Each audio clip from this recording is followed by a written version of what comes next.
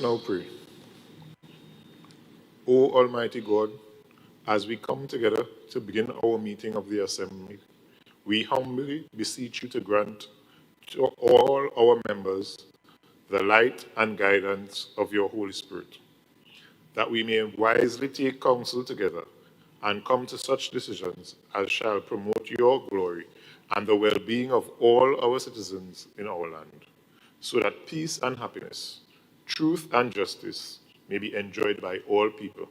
Grant this for the sake of Jesus Christ, our Lord. Amen. You may be seated.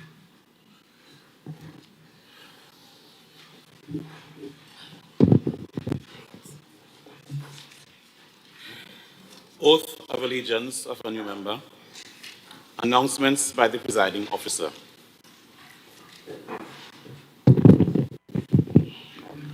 Honorable members, in accordance with Standing Orders 13.3, I am appointing Assembly Member Trevor James as leader of Assembly business for today's sittings.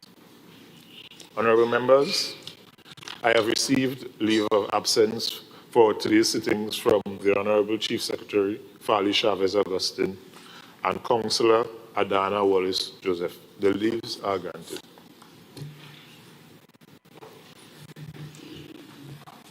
Assembly bills sent back from Cabinet.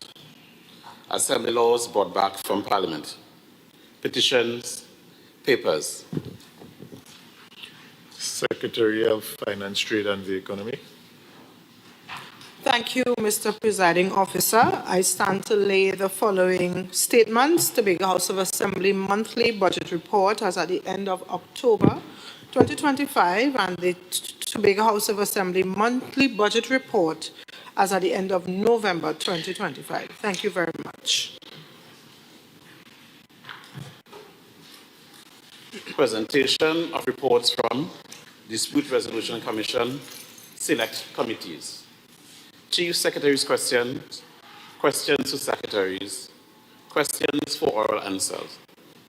Requests for leave to move the adjournment of the Assembly on definite matters of urgent public importance. Statements by secretaries or assistant secretaries. Secretary of Finance, Trade and the Economy. Thank you very much, Mr. Presiding Officer. Good morning to you and the fellow members of this Honorable House. Allow me this morning to extend also congratulations to you, Presiding Officer, for your appointment. And I also wish you the success, wisdom, and fortitude as you discharge this important responsibility entrusted to you. And I have every confidence that you will judiciously, impartially, and confidently build on the commendable work by those who previously held the position as presiding officer in this legislative chamber. Mr. Presiding Officer, I am grateful for the opportunity to address this House on the matter that I believe is of fundamental importance for the people of Tobago. At this juncture, I wish to express my sincere gratitude to the Chief Secretary for entrusting me with this position as Secretary of Finance and continuing to serve in that position. It's a position which I take very, very seriously. This morning, I am about to lay a statement of financial position of the Tobago House of Assembly as at January 31st, 2026. You will recall in January 2022, the Honorable Chief Secretary, in his capacity as Secretary responsibility for Finance, Trade and the Economy, presented a very comprehensive statement on the financial position of the Tobago House of Assembly as at December 13, 2021. Mr. Presiding Officer, at the time, the people of Tobago were transitioning from more than 20 years of governance under the former leadership of the the People's National Movement. Mr. Presiding Officer, following discussions with the Honorable Chief Secretary, we consider it both timely and imperative to present to the people of Tobago through this House a status report on the current financial position of the Tobago House of Assembly as at January 31st, 2026. Mr. Presiding Officer, we consider it both timely and necessary in keeping with our commitment to accountability and transparency to present this statement. Notwithstanding the continuation of a Tobago People's Party administration, we are embarking on a new term in office with a renewed mandate from the people of Tobago, and it is therefore appropriate that we provide a clear and open account of the Assembly's financial position as at 31st January 2026. Mr. Presiding Officer, the absence of a formal opposition in this House, we thought it also imperative to be deliberately transparent and forthright in the stewardship and management of the resources of the THA, fully mindful of our fiduciary responsibility to the people of Tobago. Our commitment to transparency is driven by a deep philosophical understanding that everything must lead to the development of Tobago and Tobagonians because Tobago is we. Having established the context of my presentation, it is a tremendous honor for me to present to you the fiscal and financial position of the THA for the period, as I mentioned earlier, 31st January 2026. The presentation will focus on the following areas: the parliamentary appropriations to the THA for fiscal 2026 across recurrent development program, CPEP, and URP. The releases that we received from the Ministry of Finance as at the 31st January 2026. Tax revenues collected on behalf of the people of Tobago from as at 31st January 2026.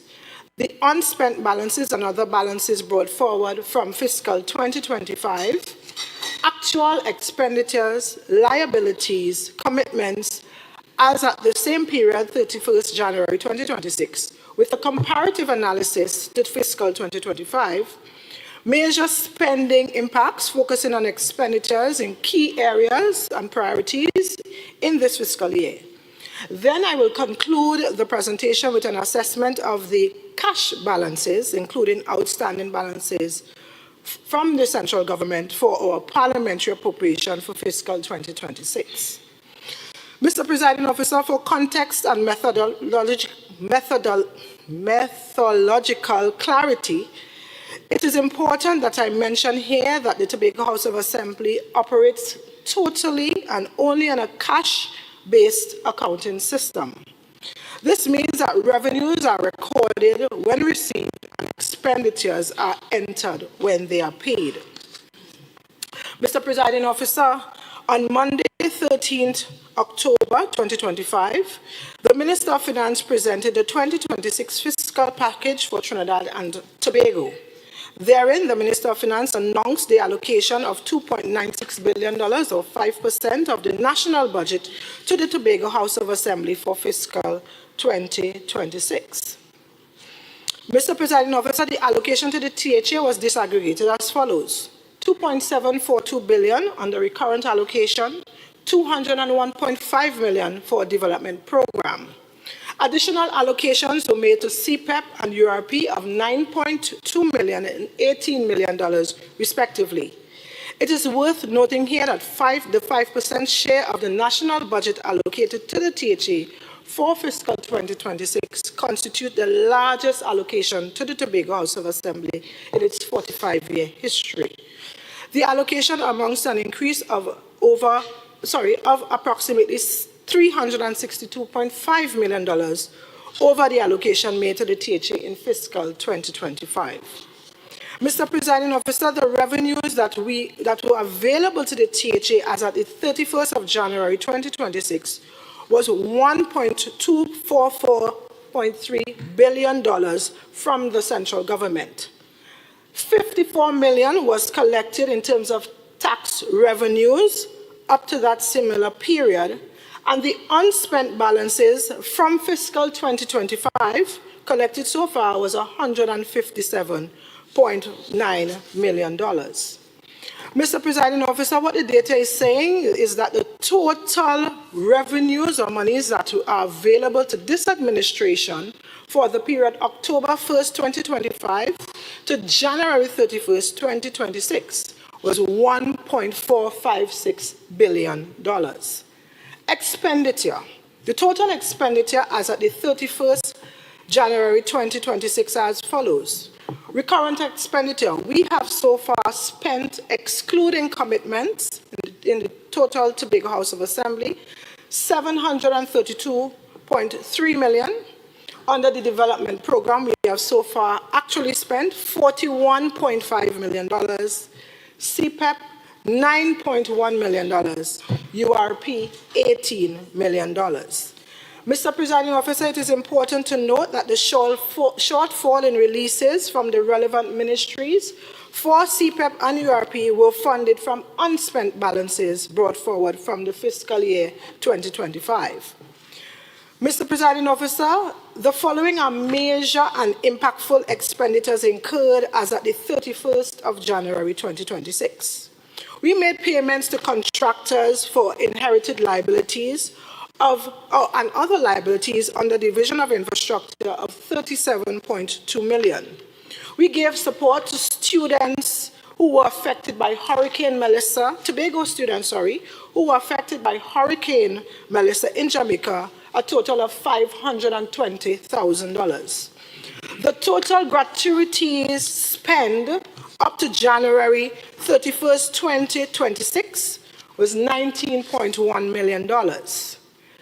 The bursaries to tertiary level students with an allocation of 0, we were still able to fund up to we spent $999,000 for bursaries to tertiary level students from Tobago. We also liquidated debts under Tobago Festivals Commission Limited of $17 million. And investment in training and human capital development across Tobago for public officers, $2 million. Mr. Presiding Officer, I choose to present the recorded expenditure for the same period, the period October 1st to December 2024 and October 1st to December 2025. The intention is to demonstrate that there was no elevated expenditures for the period 1st October 2025 to 31st December 2025, occasioned by the recently concluded general THA election.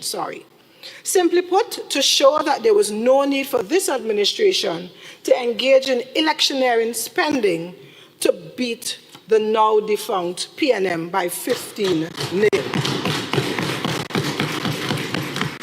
Mr. Presiding Officer, the recorded expenditure across major heads of expenditure, and I go back to fiscal 2025, which is October 1st, 2024 to December 31st, 2024.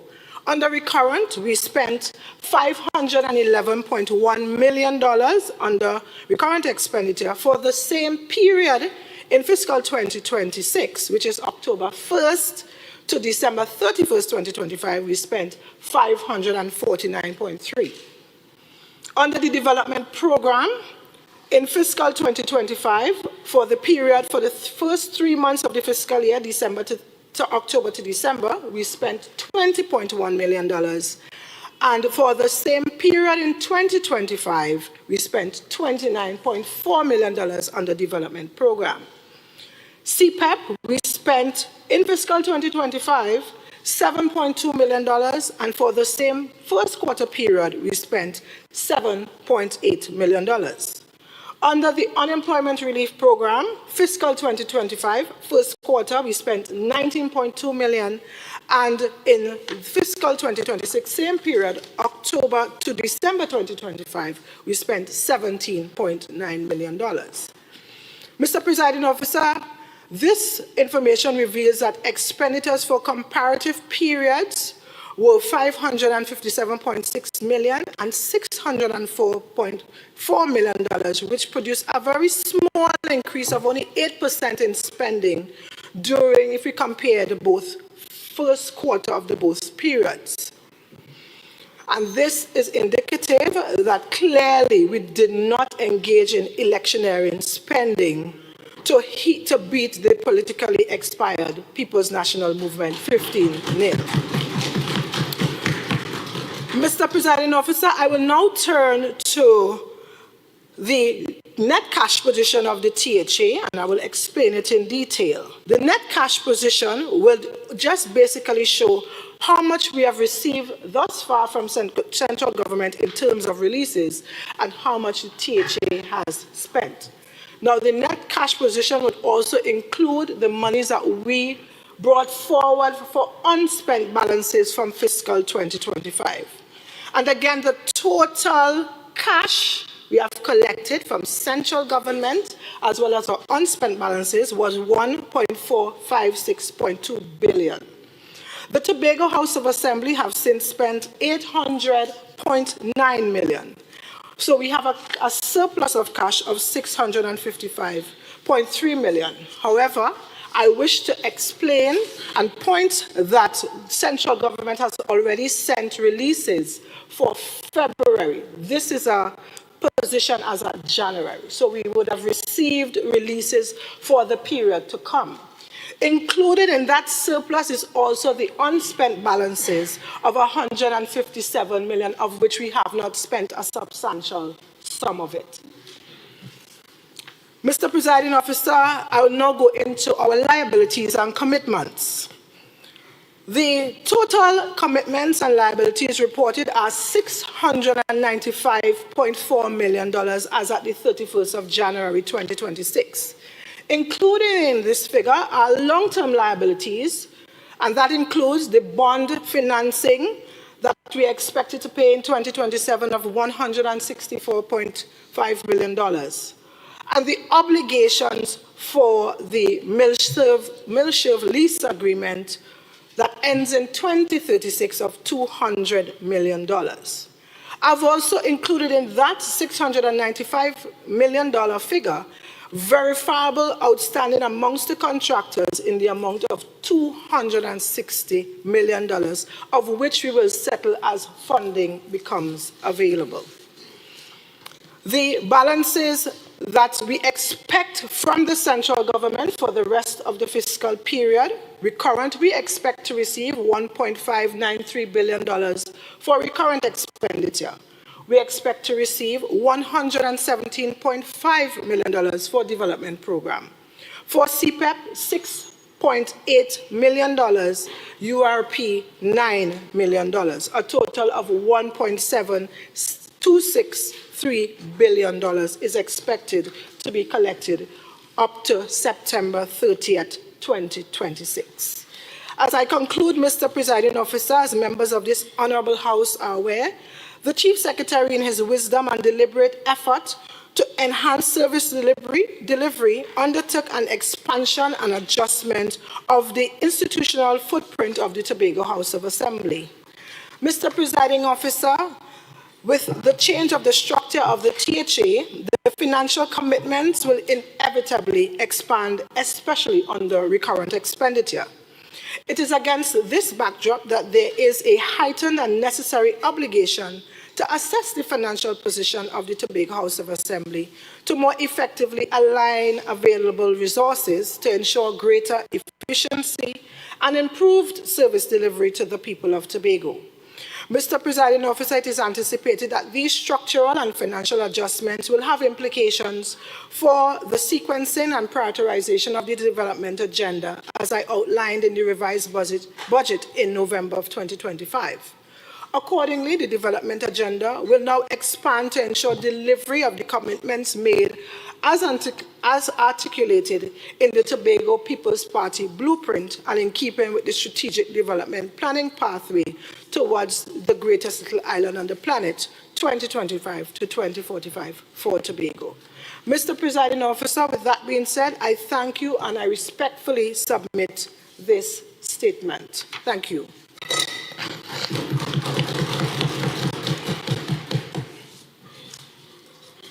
Personal explanations, introductions of bills.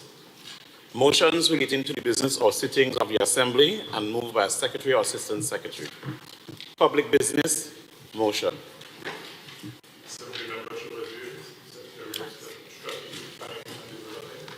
You may now stand and move the motion.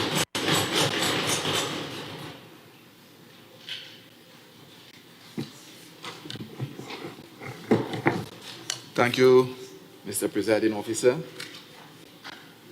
it is, as always, an honor and a pleasure to be able to stand in this House.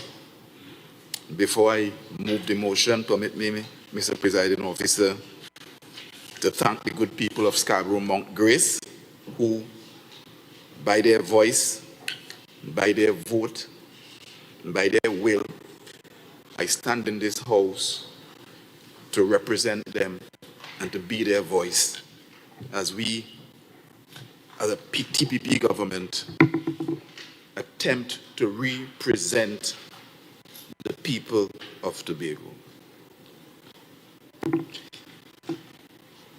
Mr. Speaker, we asked for all seats.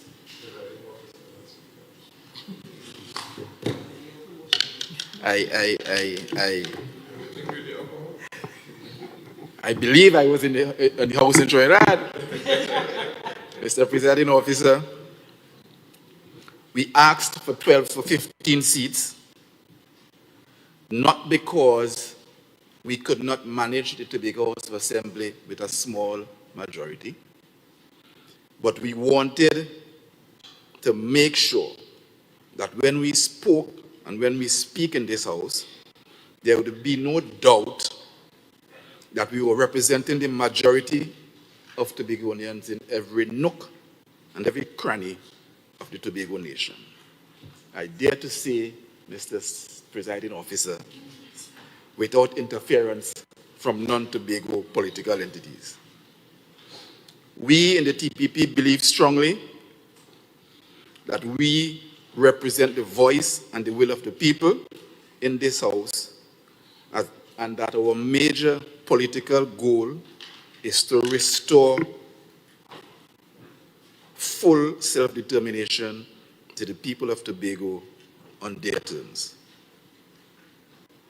As part of this inherent right to self-determination vested in the very being of our people, we believe that this first motion is but the first ship in our fleet of legislative agenda that we will anchor in this House.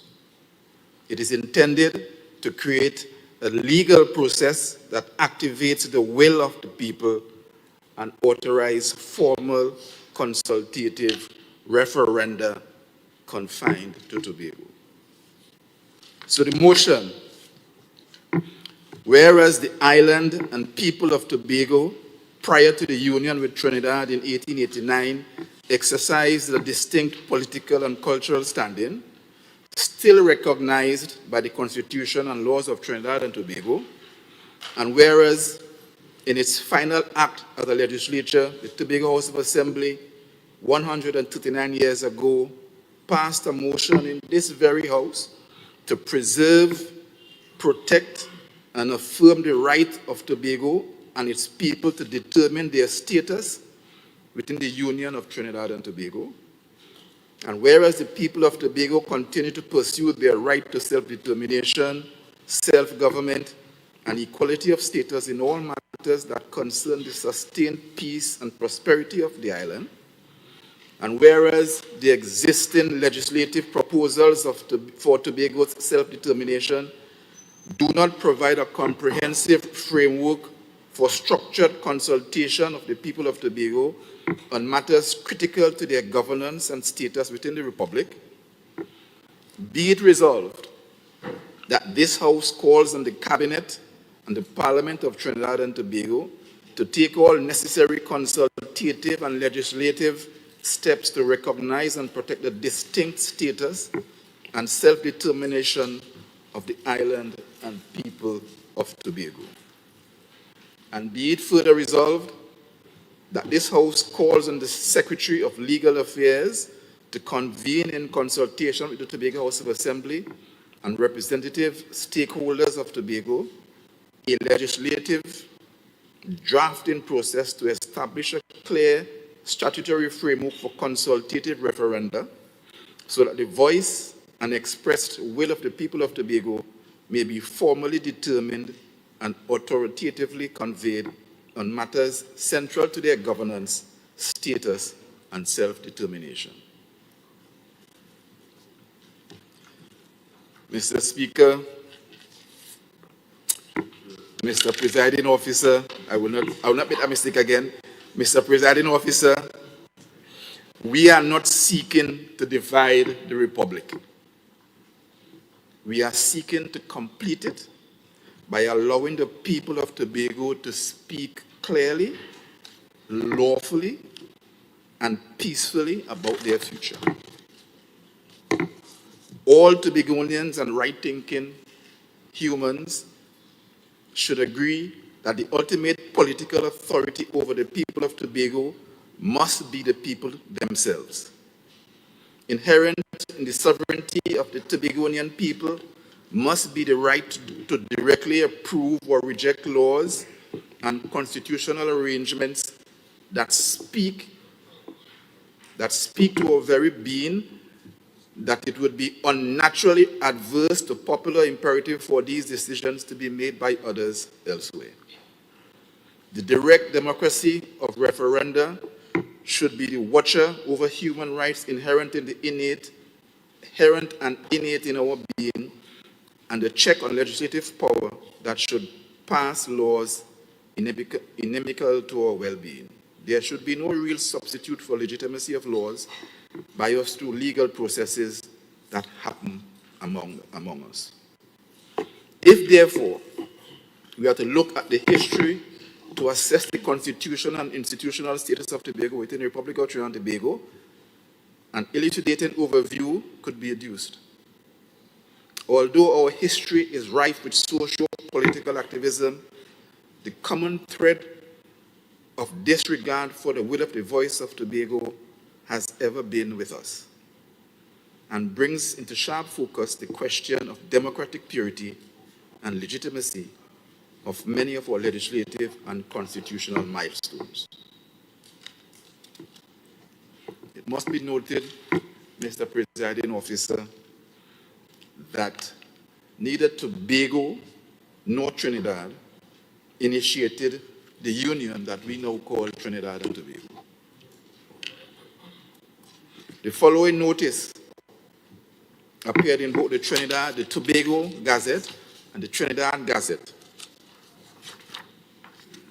And I quote, "Her Majesty's government, having had under their consideration the condition and prospect of the colony of Tobago, and having regard to this geographical proximity to and means of communication with the colony of Trinidad, we are of the opinion," this is Her Majesty's government, "that it would be for the advantage of both colonies that the colony of Tobago should be annexed to and form part of the said colony of Trinidad." The key word there is annex. Such annexation may be effected in either of the two following modes. One, this is the British Crown. The colony of Tobago may be wholly and completely incorporated with the colony of Trinidad. Or two, the colony of Tobago may be annexed to the colony of Trinidad as a dependency, having a separate treasury and subordinate legislature, holding to Trinidad the same relation that the Turks and Caicos at the time do to Jamaica. The former of these two schemes appear to be preferable. Her Majesty's government are, however, desirous of ascertaining the opinions and wishes of the inhabitants of both colonies upon this subject.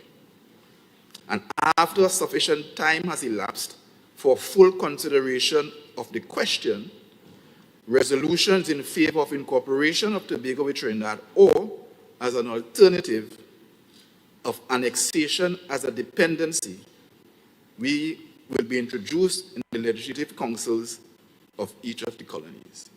Meaning to say that the government of Britain, in fact, had an informal referenda where they asked or got the views of Tobagonians and Trinidadians, or will be seeking to get the views before both islands were, as it turned out, to be incorporated together.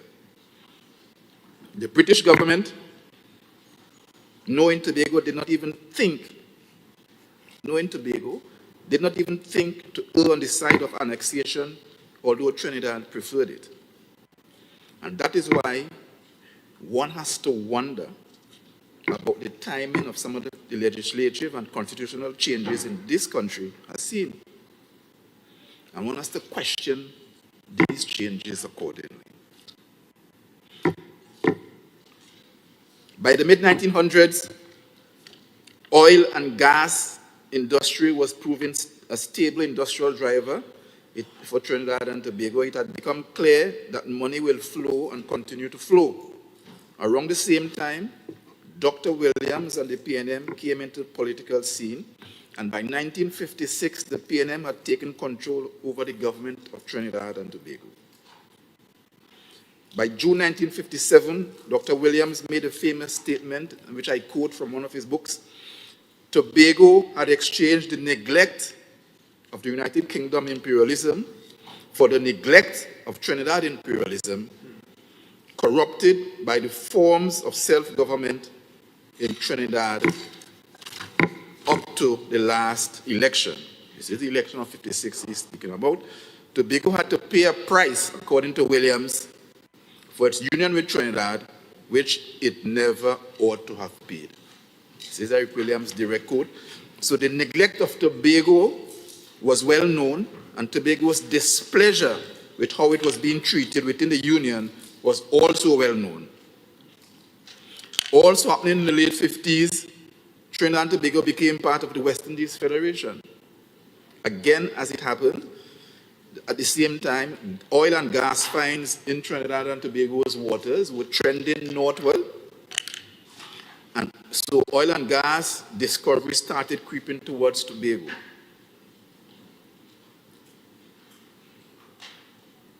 Yes, oil and gas finds in the late 1950s was proven to be moving towards Tobago. And at that time, we had an unhappy Tobago. By May 1962, as I try to make the point, by May 1962, the West Indies Federation, as we all know from our history books, collapsed. Trinidad could have stayed in the Federation, decided to leave the Federation after Jamaica left. And the question that arose for Trinidad and Tobago was what would now be in the mind of Tobago when Trinidad decided to leave a federation that was not working out for Trinidad and supposedly Tobago. Clearly, an unhappy Tobago in a union that was proven to be patently disadvantageous and otherwise undesirable. And do you remember what was Tobago's plan if that happened? Tobago, by the last act in this very house, petitioned the British Crown that if the union proved to be undesirable, that it would come back to the British Crown and ask for it to be separated. And so we have a situation, Mr. Presiding Officer, where the reason given at the time by the British Crown that Tobago was not economically stable, that reason was now being eroded because oil and gas was being found in Tobago waters, and we had a situation where one can theorize that Trinidad under Williams wanted to remain in control of Tobago. And what happened? Trinidad and Tobago petitioned the British Crown for independence for Trinidad and Tobago with a draft constitution in hand, which was designed and is designed to take away the Tobago voice, not by accident, to take away the rights of Tobago again.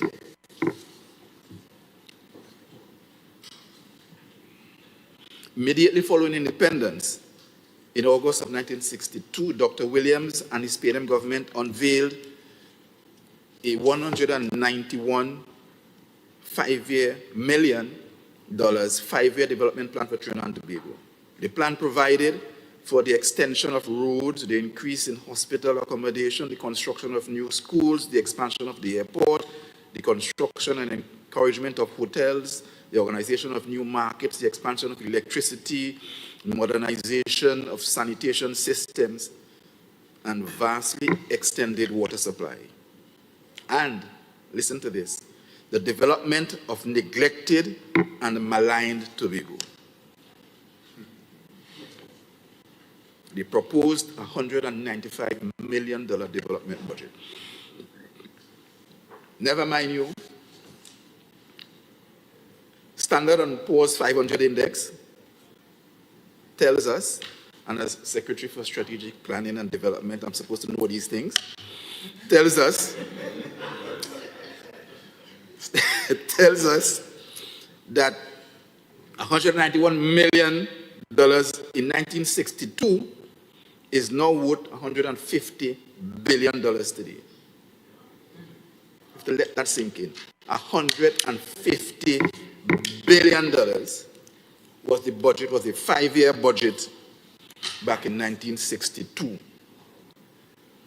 And as we sometimes say, good intentions.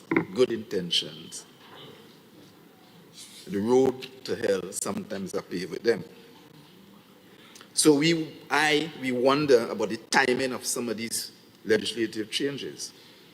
1 year following the unveiling of the lofty $191 million, now worth $150 billion development plan, Hurricane Flora hits Tobago in September 1963.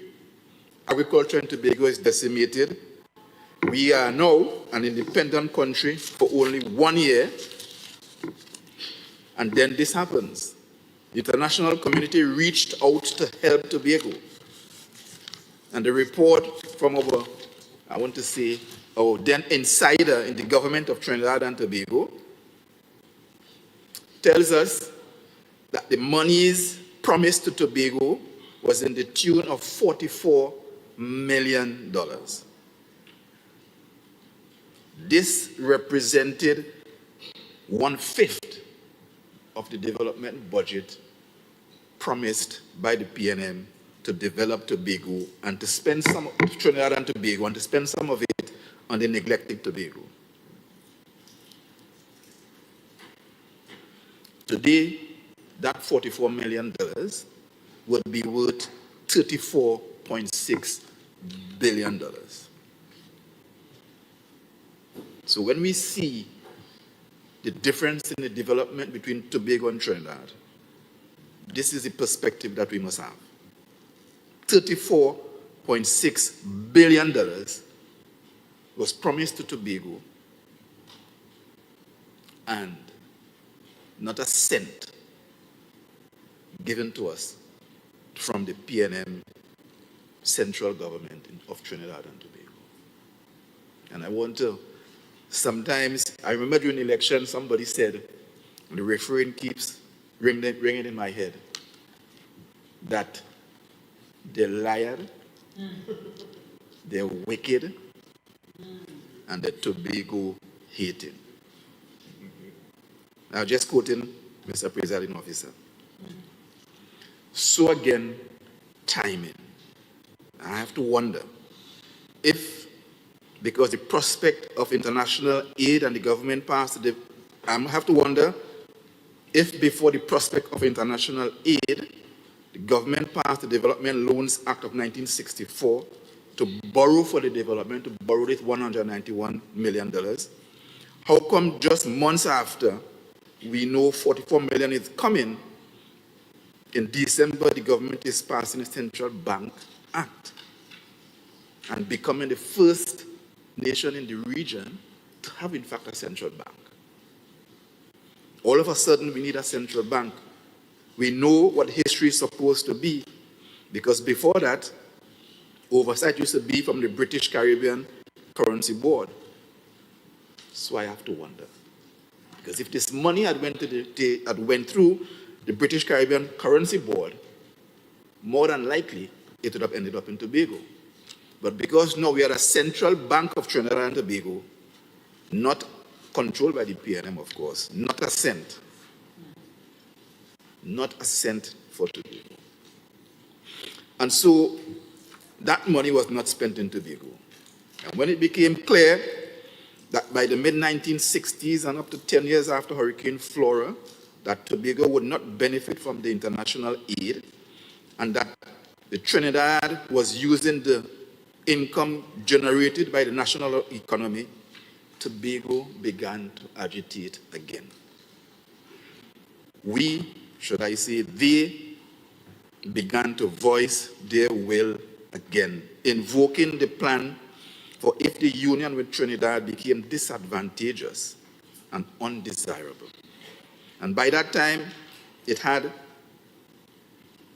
by the elections of 1972, our unseen hand again in the government had now become visible, organizing a no-vote campaign to move back to Tobago.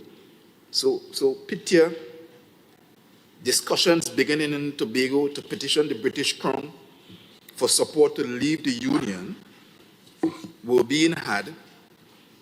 And what happens next in Trinidad and Tobago? By August of 1976, Dr. Williams and the PNM moved to make Trinidad and Tobago a republic. And the British Crown is removed as head of state. Wouldn't that be a creative way to remove the ears if we could silence the voice? So timing, I wonder about the timing. Tobago, as we know, voted out the PNM the very next month. Again, we expressed our will and voice through the avenue that we had. And later on, other speakers will tell you about what happened between 77 and 80 that ended up in the watered-down THA Act, where again, we expressed our voice and our will in the elections of 1981, the THA elections of 1980, and the elections of 1986. After 1994 and successive losses, 1984, sorry, and successive losses in Tobago, the PNM, realizing that it had lost the people of Tobago, went to the UN and passed the Archipelagic Waters and EEZ Act of 1986 with a view towards making the islands of Tobago and Trinidad a single, indivisible geographical space, forcing a joining in the face of a clear loss of democratic legitimacy of the union between Tobago and Trinidad. Now, this is critical as we remember that 2 decades later, oil and gas discoveries were trending into Tobago's waters, and those in Port of Spain needed a way to ensure that it would become impossible or more and more difficult for us to do what we've said we wanted to do since 1887, not to be joined to the Union. Notwithstanding all that, this act took effect in 1986, November. 1 month later, Tobago and Trinidad voted out the PNM 33-3. However, by that time, courtesy the PNM, and in my best Brigo voice, Tobago was properly tied. And so I wonder about the timing of these things. My last example, the Public Procurement and Disposal of Public Property Act of 2015, passed in the Senate in 2015, stood in abeyance for 8 years. 8 long years while the PNM government on both islands enjoyed free rein to procure whomever they pleased and from whomever they pleased for how much they ever pleased. In December of 2021, the PNM was defeated in the polls in Tobago by the PDP, then come TPP, and just about a year after this administration assumed office, when it became apparent that the PNM free for all, sorry, not free for all, but free for only PNM people, friends and family and financiers, was coming to an end, all of a sudden, after 8 years, the PNM government in Trinidad finally was ready for full proclamation of the new procurement regime, slowing down every aspect of development and bureaucratizing the process, in my view, to stymie the government in Tobago's chances of development. And so I wonder about the timing of these things. And this motion today is an opportunity for us in Tobago, and for those Tobagonians in government and those Tobagonians in Trinidad, to understand that legislation that impacts Tobago must be supported by Tobago for it to have democratic legitimacy. And whether we appreciate it or we like it, the way the two houses of parliament are configured, our will and our voice has been, is being, and will be taken away if we don't propose and make these changes. A brief review, Mr. Presiding Officer, of our will and our voice being ignored, suppressed, or sidestepped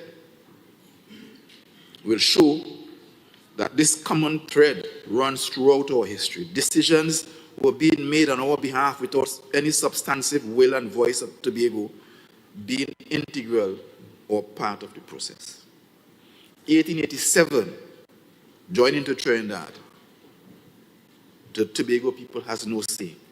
1962, independence from Britain, the Tobagonian has no say. 1964, reappropriation of the hurricane support, international hurricane support, Tobago has no say. 1976, move to republicanism, Tobago has no say. 1977 to 1980, rejection of the popular Tobago will by the Seminole draft legislation and the passage to the Waterdown THA Act. Tobago has no say in the House.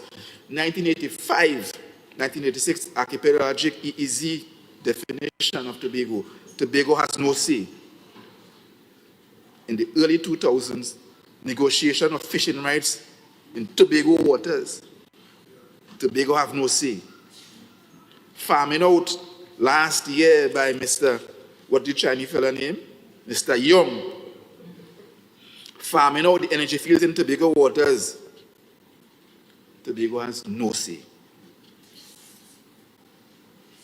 We need desperately, Mr. Presiding Officer, we need desperately to come to a mature place in Trinidad and Tobago where we accept that democracy means that we in Tobago must decide for ourselves. We cannot and we can no longer tolerate and accept a status quo that says that a parliament and a senate, especially that has no Tobago voice, must sit somewhere else and make laws and take actions that somehow we must just follow like sheep. I want to say that the time for that must come to an end, and we in Trinidad and Tobago must mature up and man up and accept that we in Tobago must determine for ourselves how we should govern. And so, Mr. Presiding Officer, the question that arises is what will be the process that will trigger a Tobago referendum? We are proposing a three-track process: political mandate, statutory authority, and constitutional interface. The THA will make a formal mandate to initiate the referendum process. This is what we are starting today. After this motion passes, we will pass a standalone resolution that, one, affirms that the people of Tobago are the political principals, and two, direct the Executive Council of the THA to formally request enabling legislation for a Tobago-specific referendum.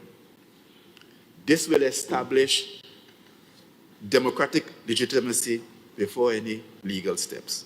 2, we will request enabling legislation, and we want to propose the name the Tobago Consultative Referendum Act, where the THA will formally petition the Parliament of Trinidad and Tobago through the Cabinet to enact ordinary legislation, maybe through an amendment of the THA Act, that would, 1, authorize a consultative agenda confined to Tobago that will define who may vote in the electoral roll, who may call the referendum, and turnouts, what will be the turnout and approval thresholds, and matters of eligible for, and who are eligible for the referendum. Meaning that we must decide whether a simple majority will be enough, and we must take note that in Scotland, in their attempts to leave the Union with Britain, they only require a simple majority, meaning just to win. In Britain, as they try to move from the European Union through Brexit, all they need was a simple majority. And we have demonstrated by our votes since the 1970s, 1980s, for 16 years, where we have been voting, in my opinion, on this very thing of self-determination for Tobago. And we've been winning those elections upwards of 54%. Even during the PNM years, when we in Tobago gave the PNM a 12-0, that led to Mr. London preparing that bill that went to Parliament. Again, the voice of the people, even with a PNM Tobago and a PNM Trinidad, when the Prime Minister at the time could get up and say that he knows what the Tobagonian wants and list out those 4 things, turns around and waters down the bill again that goes to the Parliament, and neglecting the voice even after the Tobagonians voted the PNM 12-0. Every step of the way in this union, the will and the voice of the Tobagonian and the Tobago people, the Tobago nation, is not being heard or adhered to because we have no legal, consultative, direct, democratic process to ensure that it does. And that is why this motion is critical at this time. 3, we will create a joint legislative drafting committee. As the motion is contemplating, the Secretary of Legal Affairs shall convene a drafting committee comprising representatives of the Tobago House of Assembly, constitutional and international law experts, civic society, faith groups, business and youth representatives. This mandate will be to draft the Tobago Consultative Referendum Bill to ensure that it is consistent with the Constitution, that it is consistent with international self-determination norms, that it is consistent with CARICOM and the CARICOM democratic practices. Now we're bringing in CARICOM into it because sometimes we have to appeal supposedly to a higher authority. 4, we're going to ask the Parliament to enact the referendum framework. Once that is enacted, and the law would now allow the THA to trigger a referendum by resolution, so we can come back to this House and ask a 2/3 majority of this very House to trigger a referendum on anything. I personally look forward to a referendum that says that Tobago should compete in sports as a separate entity to allow our sportsmen to finally be able to see themselves in Tobago. So it's not just about autonomy and so on. We need to bring this direct democracy back to the people. So this will allow the THA to trigger the referendum. It will require the EBC to administer it. and it will mandate the results to be formally transmitted to the Cabinet, to the Parliament, and to the President. We would, post-referendum, we would suggest that depending on the outcome, the act should require a white paper responding to the results be tabled in a fixed time by the Parliament, maybe 6 months, that it would lead to the introduction of constitutional amendment bills and or a Tobago Autonomy Federal Style Governance Bill. This will keep the process structured and prevents the referendum from becoming a symbolic only. So in conclusion, Mr. Presiding Officer, I want to say that the UN Charter recognizes the rights of the people of a distinct history and socio-cultural identity to decide their own political status. The right to be at the heart of the process of legal, legislative, and constitutional change, rather than to be the objects or victims, and hardly ever the beneficiaries of decisions made by people in other places concerning our lives and our future. That's what the UN Charter is saying. The right to hold fast to the principle that the democratic legitimacy of a union only continues to be legitimate if and only if that union continues to enjoy the support and consent of the peoples that constitute it. And so, we are not here to mash up the thing. We want a process to be structured and in the law. This is a strange thing. I'm actually finishing on time, Mr. Presiding Officer. We want a situation where the Tobagonian and the Tobago people decide what we want, and we want it, if not enshrined in the Constitution, certainly to give us the moral and legitimate and legal status that says that this is what the Tobagonian wants, and that can only come through a referendum process. So I thank you.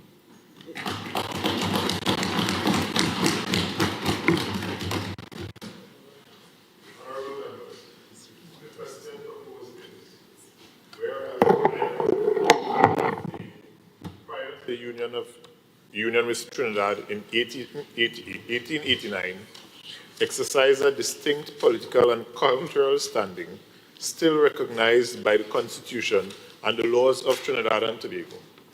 And whereas in its final act as a legislature, the Tobago House of Assembly, 139 years ago, passed a motion to preserve, protect, and affirm the right of Tobago and its people to determine their status within the Union of Trinidad and Tobago. And whereas the people of Tobago continue to pursue their right to self-determination, self-government, and equality of status in all matters that concern the sustained peace and prosperity of the island. And whereas existing legislative proposals from Tobago's self-determination do not provide a comprehensive framework for structured consultation of the people of Tobago on matters critical to their governance and the status within the Republic.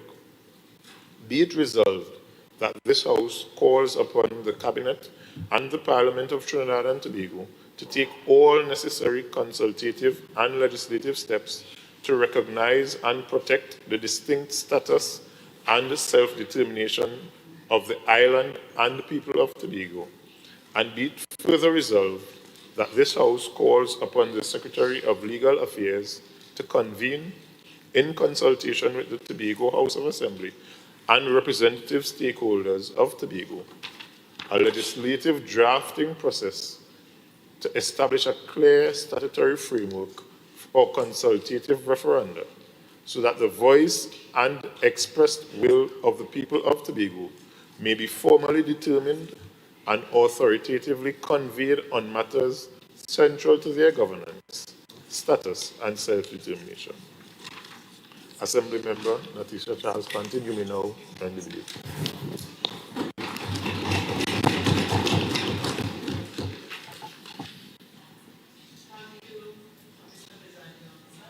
Presiding Officer, may I use standing order 42-7? It is granted. Mr. Presiding Officer, I have no deficiency of gratitude to extend to my lovely and beautiful constituents of Mason Hall South, Bagatelle, for choosing to elect me for a second term as area representative. To be honest, Mr. Presiding Officer, I am overjoyed for the Tobago People's Party after securing the landslide victory in the recent THA elections of January 12, 2026, thus ushering a second term for the Farley Chavez Augustine government. Mr. Presiding Officer, I'm truly humbled by my constituents' vote of confidence and pledge to continue in the same vein, representing my new hard hat division in enhancing infrastructure and transport provision to the people of Tobago, while double duty calls as area representative.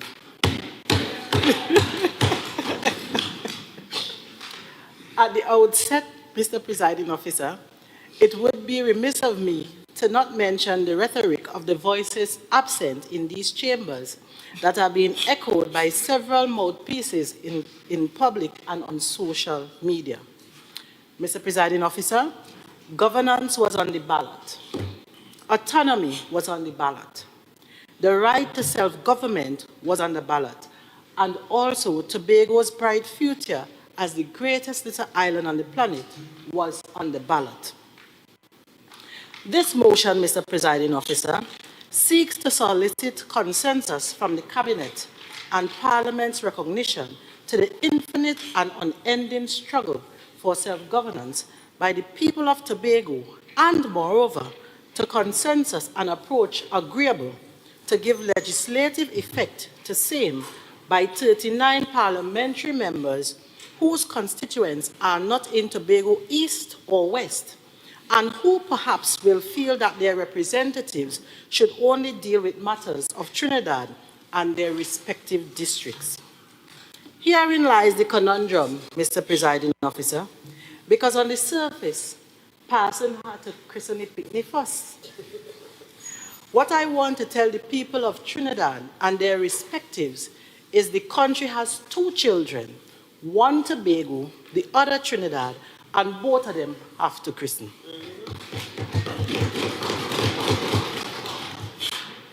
In this, my maiden speech in the new Assembly term, and also as the newly minted Secretary for Public Infrastructure and Transportation, particularly because we all underestimate the role of public transportation, or the lack of it, impacted the social, economic, and political landscape in Tobago in the pre- and post-annexion era. Mr. Presiding Officer, at the heart of the development thrust is the guarantee of all citizens our constitutional rights. Section 4 of the Constitution states, and I quote, "It is hereby recognized and declared that in Trinidad and Tobago they have existed and shall continue to exist without discrimination by reason of race, origin, color, sex, the following fundamental human rights and freedoms." The Constitution goes on to cite 11 rights, among them the right of the individual to life, liberty, security of the person, equality before the law, and the one I will focus on, freedom of movement. Before I leave the Constitution, Mr. Presiding Officer, I should make a plug for the inclusion of geographical region to the list of attributes which should not be the basis of discrimination in any constitutional amendment involving Tobago because origin does not adequately cover our social and political history. Mr. Presiding Officer, the free movement of people, goods, services, and information are at the heart of every economy in the world. Without this freedom of movement, economic markets crash, country economies collapse, and businesses fold, leading to economic depression. A key component of this system is the public transport system, which has played a role in representative politics in Tobago since the post-1889 period. According to Dr. Susan Craig James in her book, The Changing Society of Tobago, A Fractured Whole, Volume 1, and I quote, subordination to Trinidad through the annexation of 1899 was a high price for Tobago to pay for the hope of economic recovery. She contended that Tobago's recovery depended on the extent to which the social groupings in Tobago could influence the colonial state in England, but the terms of the Union left Tobago bound hand and foot because colonial administrations always sided with Trinidad as the local authority. In this magnificent piece, Dr. Craig James stated that Tobago's opinion leaders had greatest influence when their interests coincided with or did not obstruct the interests of the colonial office in England or the dominant class in Trinidad. Today, the same applies, only that the dominant class in Trinidad and the influence of the 39-vote majority now stands in the way of the realization of the right to self-determination enshrined in the Universal Declaration of Human Rights, 1948. The International Covenant on Economic, Social, and Cultural Rights, 1976, and the International Covenant on Civil and Political Rights. Mr. Presiding Officer, all these conventions were signed off by this country as an upstanding member of the United Nations community. Shouldn't this support be automatic? To prove the point, Mr. Presiding Officer, from 1889 to 1893, John McKillop was the governor's nominee in the National Legislative Council, followed by George Horatio McCrane. Mr. McCrane's maiden speech in July of 1893 outlined salient issues affecting Tobago, particularly that at that time, a trip to the Trinidad Parliament to conduct the affairs of Tobago would see them stranded in Trinidad for up to 2 weeks due to the inconsistent inter-island steamer service. Mr. Presiding Officer, I hope this is ringing a bell. I hope the bell is ringing down there. I hope the bell for Tobago's justice is ringing in the House of Parliament, Mr. Presiding Officer. Tobago's transportation woes did not end with McCrane's speech because he asked for a special sitting of the Legislative Council scheduled to deal with Tobago matters to maximize his presence at the Council. Despite its value and the reasonableness of the proposal, it was never implemented, Mr. Presiding Officer. Tobago's woes still did not end there. Due to the continued sea bridge problem, the representative attended very few sittings between 1903 to 1913, a 10-year period with Tobago's representative voice being stifled at the national level. In the 12 years between 1913 and 1925, there was no representation from Tobago in the Legislative Council due to poor public transportation. For much of the 20th century, the author penned, sea communications remain deficient. Mr. Presiding Officer, these sentiments are made prophetic every time Tobago's right to self-determination reaches the climax of the national conscience. Sadly, for most of this country's history, the national conscience was ruthlessly governed by a political dynasty opposed to Tobago's God-given right to self-determination. Mr. Presiding Officer, it took 10 years for the initial decision to make Tobago a ward in the unitary state of Trinidad and Tobago to actually take effect. Much of this was based on the sentiment in Trinidad considering Tobago as a burden, remarked as a hard-sucking calf. Notwithstanding this, Tobago's clapped back that it was indeed the milk cow in the national dynamic. This was again echoed in the initial motion on internal self-government in January 1977, piloted by the Venerable A.N.R. Robinson. But for the bravery and support of the ULF-10, this bill still languished in committee stage for 3 long years before an attenuated compromise resulted in the re-establishment of the Tobago House of Assembly in 1980. I wish to let this Hansard record the role of the ULF played, because too often our political opponents try to race their Tobagonians into the fare of the ULF and its successors. Mr. Presiding Officer, Tobagonians and Trinidadians should know that when it mattered at Tobago's watershed moment in politics, the names that supported us were from the then opposition United Labour Front. And when the government of the day sought to run out the clock in bureaucratic red tape, Mr. Robinson leaned on the genius of Lionel C. Mungal for an alternate draft for internal self-government. So let me do my part, Mr. Presiding Officer, in placing this Hansard to record our gratitude to the ULF members and their surviving relatives.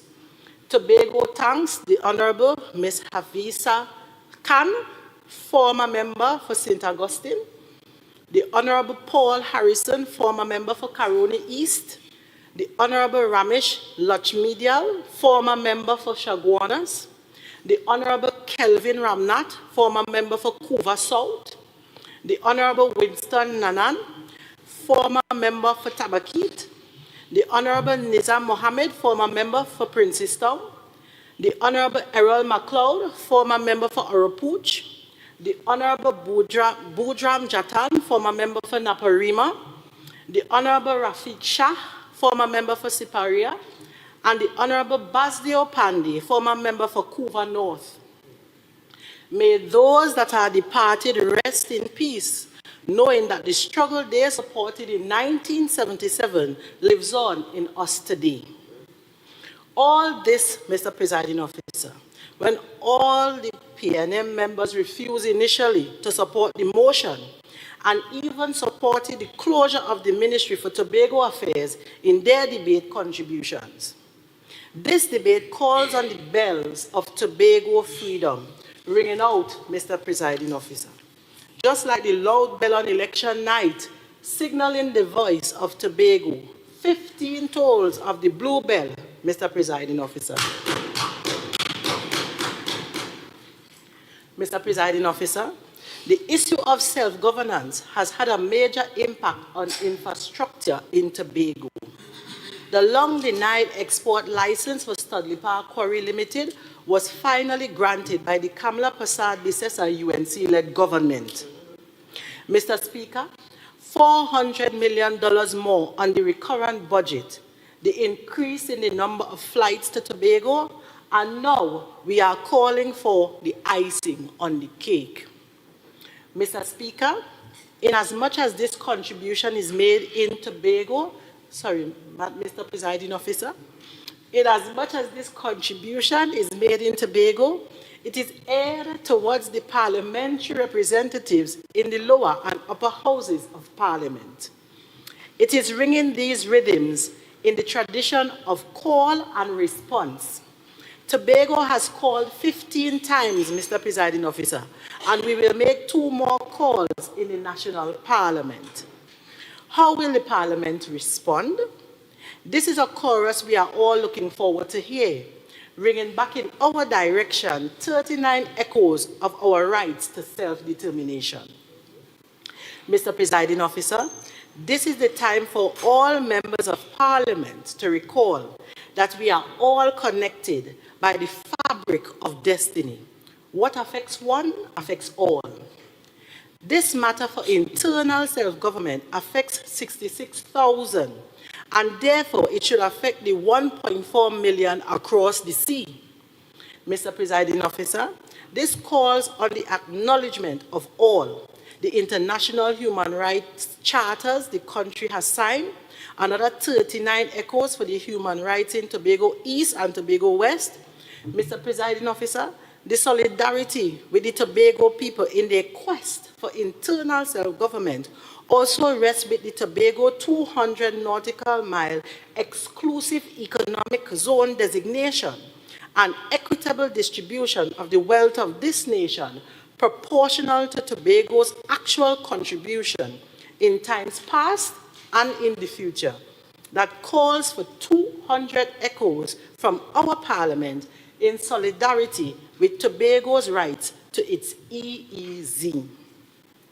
Mr. Presiding Officer, as I close, we will not sing from the chords of Lord Melody, who reflected the PNM's dismissal of the right to self-determination with his song, Tobago Independence. No, Mr. Presiding Officer, we rather chant the radical rhythms of brother resistance as a paraphrase. So listen well. I come to deliver the word of the Dung Press, be heard all over the world. Let Tobago's story be told. Well, it's a long, long time Tobagonians come out for action. Glory days come down. Tobago has come with its bell to second this motion and rock the self-government rhythm. Ring the bell in the House of Parliament. Ring the bell of self-government. Let them hear, let them hear. This motion is designed now for the Cabinet to move to action, for Tobago to enter the stage of its development with diversification, self-reliance, self-determination, and human rights as its drivers, not just for our existence, but to make Tobago the greatest little island on the planet. Mr. Presiding Officer, I thank you for the opportunity and the mover of the motion, Assembly Member Trevor James, and invite 66,000 bells to join this chorus. I thank you.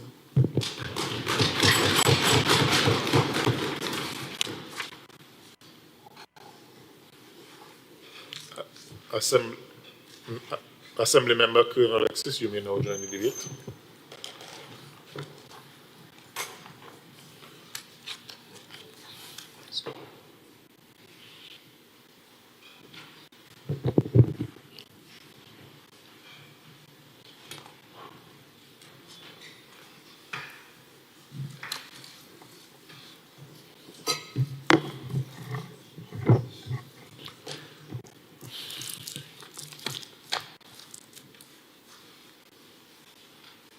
Good morning, Mr. Presiding Officer. Good morning to my colleagues, my honorable colleagues and members of this House. Please allow me the grace of Standing Order 42-7. Granted. I am excited and buoyed to be here today to make my maiden contribution in this House.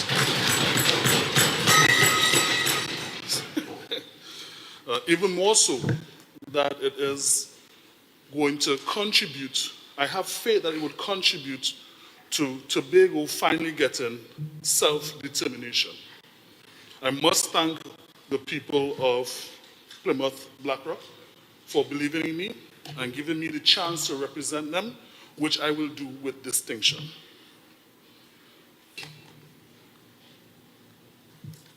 Ladies and gentlemen, our voice and our will have been far too long been muted. Let us not forget Tobago was not born in subordination. Tobago did not begin its history as a dependent or an inferior territory. Before 1889 union with Trinidad, Tobago had its own legislature, its own system of governance, direct administrative relations with Britain, and a distinct political and cultural identity. In its final act as a legislature 139 years ago, the Tobago House of Assembly passed a motion affirming the right of Tobagonians to determine their status within the Union. That was foresight. Yet, what has that journey looked like since then? From 1977 to 1980, A.N.R. Robinson stood in Parliament articulating the will of the people of Tobago. He spoke of a Tobago Island Council with real authority over economic planning, development, finances, taxation, borrowing, and infrastructure. Those provisions were in the Simongal Bill. What has happened since then? They were rejected by Cabinet on the basis of a so-called unitary state concept that did not exist then and still does not exist today. What was the result of that? The 1980 Act was sanitized, diluted, stripped of genuine self-determination.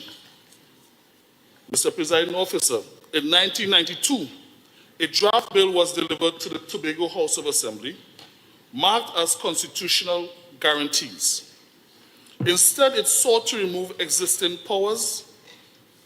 Tobago's technical team rejected it outright, describing it as an retrogressive, that is going back instead of going forward, reducing Tobago to vassalage, being in a position of subordination or dependent on another.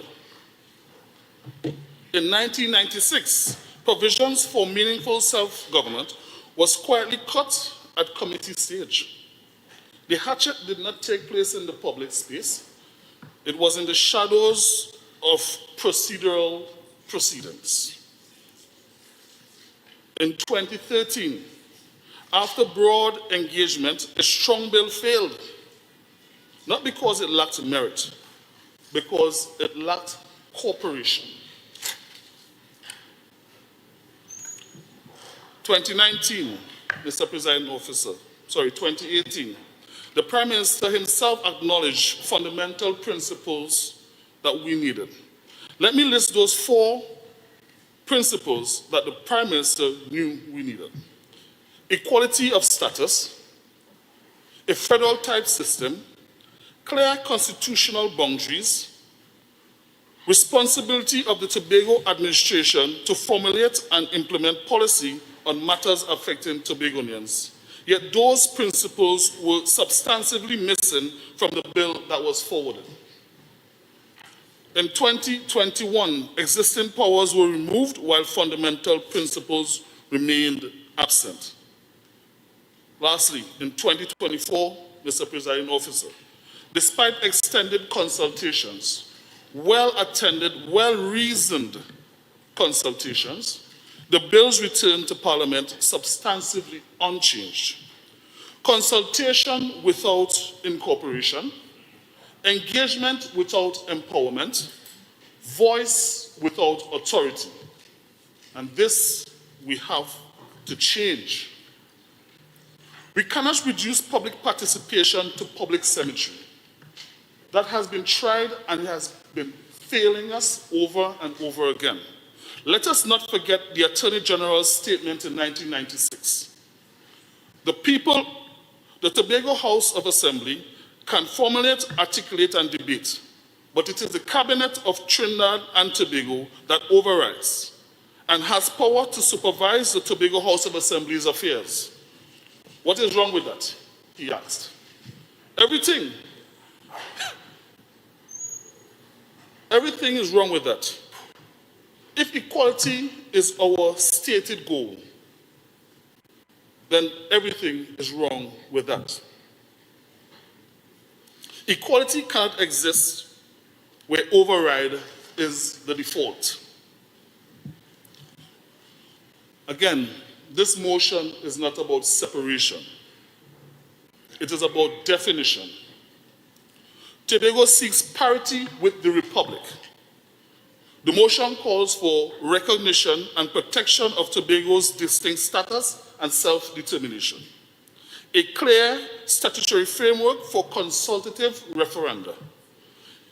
A formal mechanism to authoritatively determine and convey the will of the people of Tobago. This is not rebellion. This is republicanism. You may ask, why consultative referenda? And why does it matter? For decades, the will of Tobago has been interpreted by the cabinet, parliamentary majority, or drafting committees, but never formally determined by the people of Tobago ourselves. If we are serious about democracy, then we must be serious about structured, lawful, consultative referendums. We are calling for thoughtful, informed public votes, not rushed decisions driven by emotions, and not political stunts, but a carefully drafted statutory framework that defines triggering mechanisms, establishes thresholds requirements, ensures transparent oversight, provides authoritative transformation to the Parliament. So when Tobago speaks, the Republic hears, clearly, formally, and constitutionally. This debate is not merely legal, it is generational. For far too long, Tobagonians have felt that development decisions, fiscal arrangements, and policy decisions affecting their lives are determined elsewhere. The result is frustration, not because Tobagonians lack patriotism, because we demand participation that will be recognized. Peace and prosperity are sustained when people feel ownership in their governance. And ownership requires authority. As the Assemblyman for Plymouth Blackrock, I stand on rich soil of history. I stand on a rich soil of history. Plymouth being the former capital of Tobago, Blackrock a community forged in resilience and enterprise. My people are not asking for privilege, they are asking for partnership. They are asking that when Tobago consults, it counts. They are asking that when Tobago votes, it matters. They are asking that when Tobago speaks, it is not filtered, softened, or strategically edited. I call for courage, my honorable members. I call for courage and partnership, because I alone cannot do it. You can't do it by yourselves. Trinidad, I call for courage. The right-thinking people in Trinidad ask for courage. Let us all come together. Instead of taking one pebble and throwing it in that water, let us all together throw our pebbles in that ocean and create a tsunami effect that would wash upon our shores that self-determination that we have always been clamoring for. It is time that they recognize us, and it is time, and the cycle has to end. It cannot continue. The cycle of consult, dilute, pass, and override. We must instead embrace consult, determine, respect, and implement. Mr. Presiding Officer, history will record when we chose comfort or courage. I repeat, history will record whether we chose comfort or courage, whether we maintain a supervisory model or a matured in partnership model. Tobago's voice has been expressed repeatedly across decades. It has been delayed. It has been deferred. It has been diluted. But it has never disappeared. Today, as a newly elected assembly member, I say this. The will of Tobago must no longer be advisory. It must be determinative. Let us ensure that when future generations study this period, they say, this was the moment when consultation became, I'll repeat. This was the moment when consultation became constitutional. This was the moment when equality became enforceable. This was the moment when Tobago's voice was not merely heard, but honored. I support this motion. May wisdom guide this House, and may wisdom guide Trinidad and Tobago. I thank you.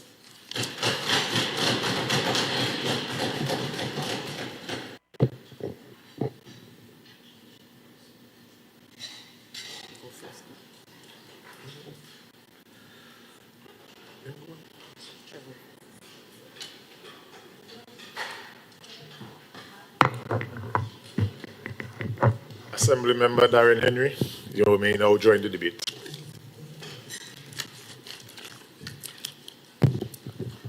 Thank you very much, Mr. Presiding Officer. Pleasant morning, Mr. Presiding Officer, members of the Tobago House of Assembly, all gathered in the chamber. To my electoral district of Bethel Newgrange, pleasant good morning.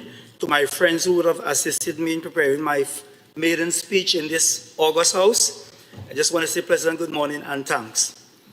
I rise today with deep conviction to lend my unreserved support to the motion before this August body.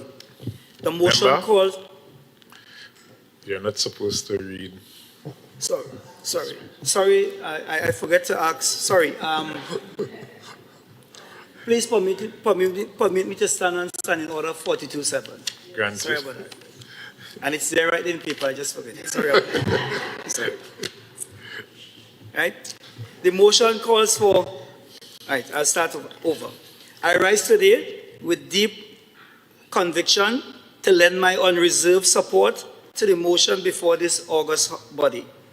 The motion calls for clear legislative and constitutional provisions for the consultative referendums to determine the voice and will of the people of Tobago on matters fundamental to our future governance and status within the Republic of Trinidad and Tobago. This motion is not a fleeting political slogan, nor an exercise in rhetoric. It is a continuation of a historic struggle for recognition, a struggle that predates this assembly, that is embedded in the psyche of Tobagonians, and that has been articulated in concrete political, legislative, and constitutional efforts over several decades. As Secretary responsible for environment, climate resilience, and energy, I come before you not only as a servant leader entrusted with stewardship of our natural heritage and sustainability, but also as a Tobagonian deeply committed to the democratic, constitutional, and institutional evolution of our beloved island. Mr. Presiding Officer, between the period 1980 to 1996, the call for enhanced autonomy and a more progressive governance arrangement for Tobago are not new. They are rooted in a long constitutional journey, one that begins long before the establishment of the Tobago House of Assembly in 1980. The establishment of the THA in 1980 was an institutional milestone that offered a structured platform for self-governance for citizens of Trinidad and Tobago and residents in Tobago. Tobagonians welcomed the authority this assembly afforded, an authority to govern matters of local concern and direct the priorities of our island. The first election of this House in November 1980 undermined the democratic energy of our people when the Democratic Action Congress won a clear mandate to lead. The electoral and legislative milestone was embraced again in 1984, where the people reaffirmed their trust and desire for local governance and responded to the unique needs of Tobago. This expression of confidence in the mandate was achieved with an even greater result at the polls in that year. These early electoral outcomes reflected a deep, sustained desire for a governance structure that responded to Tobago's needs with autonomy and accountability. Yet even with these early expressions of democratic will, governance arrangements remained incomplete. Powers over key aspects of public policy remain with central government, and Tobagonians continue to assert the need for fuller constitutional recognition of our distinct voice. In 1996, the Tobago House of Assembly Act was revised, extending our responsibility through the fifth schedule. This was a critical achievement, yet one that still left Tobagonians calling for deeper autonomy and greater legislative authority, not merely administrative empowerment, but robust constitutional authority proportional to our aspirations and responsibilities. Over the 2005 to 2013 period, as a presiding officer, throughout the early 2000s, the discourse on autonomy matured, shaped by formal THA resolutions in 2005, which urged comprehensive reform rather than piecemeal delegation of power. Subsequent national and THA elections in 2010 and 2013 reflected the electorate's evolving expectation that Tobago must be enabled through the law and constitutional structure to chart its own destiny in harmony with its democratic will. In those years, dedicated committees and consultation, including the 2013 Self-Government Task Force, on which prominent Tobagonians like Alan Richards, Deborah Moore Miggins, and Terence Henry sat, began studying how legislative and constitutional mechanisms could entrench Tobagonians' self-government with great clarity and legitimacy. During the period 2021 to 2026 and beyond, the 2021 THA elections culminated in an unprecedented split of representation, affirmed the intensity and diversity of Tobagonians' political will. In the same year, draft constitutional amendment bills, notable the Constitution Amendment Tobago Self-Governing Bill 2021 and the Tobago Islands Government Bill 2021, attempted to translate decades of discourse into legislative arrangement. These efforts, however flawed in design and inadequate in provisions, were aimed at providing Tobagonians with constitutional instruments to determine, through democratic mechanisms, the framework under which the island would be governed. And now, as we stand in 2026, this Assembly, through the democratic electoral process, have renewed its mandate to advance the autonomy agenda. The expansion and recognition of THA's executive divisions, including the creation of the Division of Environment, Climate Resilience and Energy, which I have the honor and responsibility to lead, reflects a broad strategic commitment to sustainable development, environmental stewardship, and resilience on our island. These priorities do not exist in isolation. They are integral in the overarching constitutional conversation about who we are as a people and how we govern ourselves. The case for a referendum framework. The motion before us calls for legislative provision for consultative referendums, not as an abstract instrument, but as real legal empowered mechanism through which the people of Tobago can assert their will on matters of fundamental importance. This august body, that is the Tobago House of Assembly, is uniquely placed to champion legislation that, 1, provides statutory clarity on triggering mechanisms for referendums, 2, defines the conduct oversight and binding nature of referendum outcomes. And 3, ensures the voice of Tobago is not only heard, but legally recognized within the constitutional fabric of the Republic. Such referendums would complement our democratic processes, not supplant them, but will strengthen mutual respect between Trinidad and Tobago. Member,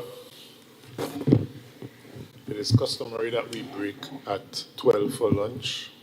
So I don't know if you want us to break after the current speaker or...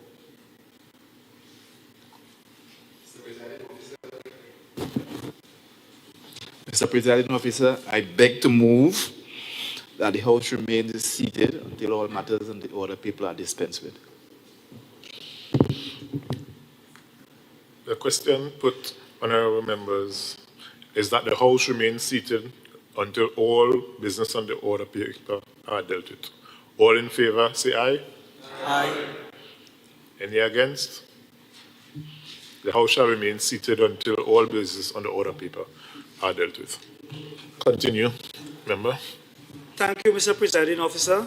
As I continue, such referendums would complement our democratic processes, not supplant them, and would strengthen mutual respect between Trinidad and Tobago by ensuring that major constitutional questions affecting Tobago's status are settled and the ballot box with full democratic legitimacy.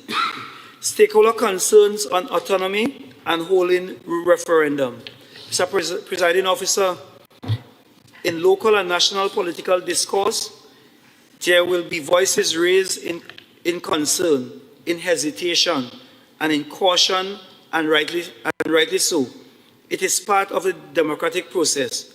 However, allow me to quickly address some of the common concerns here today, not to dismiss them, but with a view to demonstrating that a referendum framework is a very legitimate, inclusive, and democratic way forward regarding the questions at hand. Some are concerned that, 1, there is no national consensus on autonomy. In response, Mr. Presiding Officer, I submit that this motion does not require national consensus before Tobago can have a consultative referendum. In fact, a referendum is precisely the democratic tool that allows diverse populations to express their will directly and transparently. To argue that only predetermined consensus justifies a democratic vote denies the very purpose of a referendum, which is to measure public welfare across all stakeholders. Moreover, this motion calls for a statutory process to hold our referendums, not to impose outcomes, which by design includes robust public education and consultation so that every citizen can make informed choices. 2, Mr. Presiding Officer, some suggest that autonomy bills already fail in Parliament, so the issue is settled. To this, I say that the failure of the Constitutional Amendments Tobago Bill 2013 and the Constitution Amendment Tobago Self-Governing Bill in 2024 reflect political dynamics, not the democratic will of the people. It does not reflect a rejection of the idea of autonomy, rather is an indicator of a political impasse created by competing legislative designs, inadequate consensus building, and political strategy rather than by the will of the people of Tobago. Our referendum has the power to break that impasse by empowering citizens themselves to speak directly on constitutional questions. 3, further, some may say that referendums aren't part of our constitutional tradition. While this may be true, the absence of referendum provisions is precisely why this motion seeks legislation to establish them lawfully and transparently. Our referendum does not contradict our Constitution. It strengthens democratic participation. Mr. Presiding Officer, the fact that our Constitution currently lacks an express referendum provision is precisely why this motion is crucial. It calls for legislative and constitutional mechanism to be created, ensuring that when referendums are held, they will be consistent with constitutional supremacy and democratic legitimacy. Rather than seeing the absence of referendum as an impediment, we should view it as a democratic shortcoming to be remedied, enabling our people directly and legally to determine matters of deep constitutional importance like the autonomy question. 4, Mr. Presiding Officer, it has been suggested in some quarters that autonomy won't fix all of Tobago's problem. It is true that autonomy is not a panacea for all of our issues, but a referendum allows the people to weigh the costs and benefits themselves. It is worth emphasizing that the focus here is on democratic legitimacy, not on guaranteed outcomes. 5, Mr. Presiding Officer, some are concerned about autonomy bills debated in Parliament were flawed, too rushed, or fail to represent the interests of ordinary Tobagonians, and therefore that reform should be reconsidered before moving to a referendum. Interestingly, the very existence of these criticisms underscores the need for a referendum. When stakeholders feel that legislation is unrepresentative or rushed, a referendum offers a mechanism to resolve those disputes through inclusive and transparent public engagement rather than leaving decisions solely in the hands of legislative actors. Our referendum process can be designed to ensure clarity, inclusiveness, and informed debate, which is exactly the remedy critics are calling for. 6, some raises concern that greater autonomy or even proposal for self-determination could lead to political instability, economic uncertainty, or unintended consequences on national unity and governance structure. Mr. Presiding Officer, these concerns are serious and deserve robust discussion, but they are also precisely the kind of issues a referendum is designed to illuminate and address. Referendums allow citizens to weigh potential benefit and risks, to hear expert testimony, and to express collective judgment through peaceful democratic means. If the people of Tobago, a full and fair public debate, choose to affirm greater autonomy or specific constitutional arrangement, the collective decision formalizes through a referendum will be a far stronger foundation for policy than political supposition based on incomplete information. And 7, some national legislatures may dismiss the autonomy referendum as a political issue manipulated for electoral advantage, rather than a genuine constitutional concern that should be the focus of substantive policymaking. Let me hasten to say that on the basis of recent democratic developments, we do not have any election to win at this time, certainly not for the next 4 years.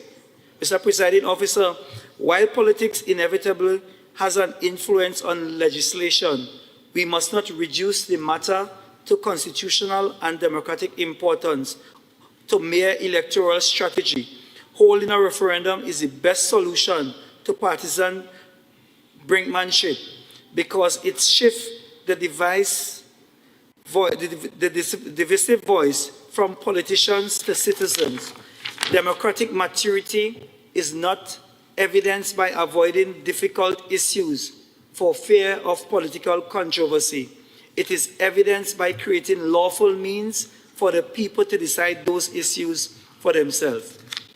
In concluding, Mr. Presiding Officer, as Secretary with the responsibilities for environment, climate resilience, and energy, I am guided every day by the imperative of sustainable, forward-thinking governance, protecting our natural heritage, adapting to climate change, and advancing sustainable energy transitions, not merely sectoral priorities.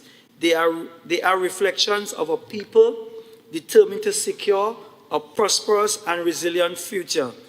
This commitment mirrors the broader aspirations of constitutional autonomy that Tobagonians should have the legal competence to shape, implement, and define policy pathways that reflect our island's priorities, whether in environment, energy, community development, or governance itself. Therefore, Mr. Presiding Officer, the motion before us is timely, necessary, and deeply rooted in the democratic will of the people of Tobago. It is a call for clarity in process, for legitimate expression of the will of the people, and for a constitutional mechanism that reflects the maturity of our political identity. The pursuit of autonomy for Tobago, as articulated in this motion, is anchored not in separatism, but in the democratic principle that Tobagonians possesses the right to determine the terms of their governance, to participate equally and meaningfully in the affairs of our republic, and to shape institutions that reflect our destiny, history, culture, and aspirations. This august body owes it to the people we serve, to the generation who fought before us, and to those Tobagonians who will inherit tomorrow, to support this motion with conviction and resolve. However, our work cannot be done here alone. Mr. Presiding Officer, the people of Tobago seek not only the support of this Assembly, but a genuine partnership with the Parliament of Trinidad and Tobago, the body constitutionally empowered to give legal effect to the democratic aspiration of all Tobagonians. This administration call upon the Parliament of Trinidad and Tobago to join us in good faith to approve the necessary legal, administrative, constitutional, and institutional mechanism required to facilitate a consultative referendum in Tobago to the question of constitutional autonomy. The Parliament is encouraged to work collaboratively with the Assembly in consultation with the government and the people of Tobago to provide one statutory authority for holding a referendum, and that is constitutionally sound, transparent, and binding its democratic expression. Two, clear legal frameworks for administering and overseeing the referendum process. And three, constitutional recognition of the outcomes of such a referendum as an expression of the collective democratic will of Tobagonians. I make this appeal not as a concession, not as a plea, but as a constitutional necessity grounded in democratic principle, law, and mutual respect, recognizing that the future of our republic is best advanced when the distinct voices and mandates of all its people are honored, understood, and empowered to be heard. Mr. Presiding Officer, it is in this spirit of partnership between Tobago and the wider nation that is Trinidad and Tobago that I register my unwavering support for this motion and urge my colleagues both here and in the National Parliament to embrace this opportunity to shape Tobago's constitutional future with courage, clarity, and steadfast determination. I thank you most kindly.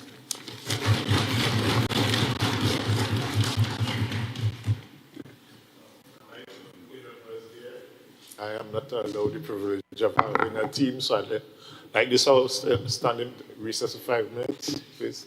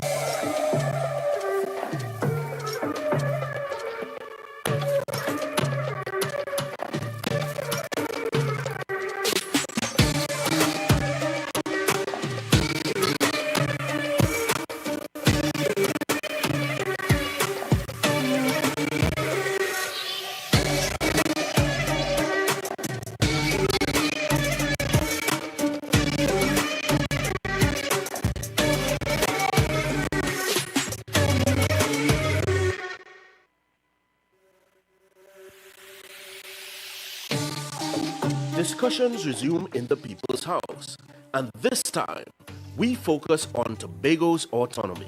The House will call on Secretary of Legal Affairs Adana Joseph Wallace to guide the creation of a framework for structured consultation with the people of Tobago as the pursuit of self-determination continues. The House will also call on the central government to take all steps to recognize and protect the distinct status and self-determination of the island and people of Tobago.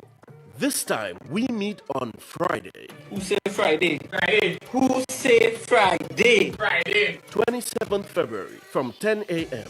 Our doors are open and all channels are clear. Come in or tune in.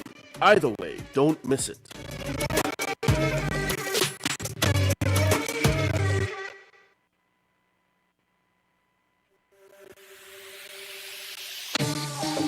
Discussions resume in the People's House, and this time we focus on Tobago's autonomy. The House will call on Secretary of Legal Affairs Adana Joseph Wallace to guide the creation of a framework for structured consultation with the people of Tobago as the pursuit of self-determination continues. The House will also call on the central government to take all steps to recognize and protect the distinct status and self-determination of the island and people of Tobago. This time, we meet on Friday. Who say Friday? Friday. Who say Friday? Friday. 27th February from 10 a.m. Our doors are open and all channels are clear. Come in or tune in. Either way, don't miss it.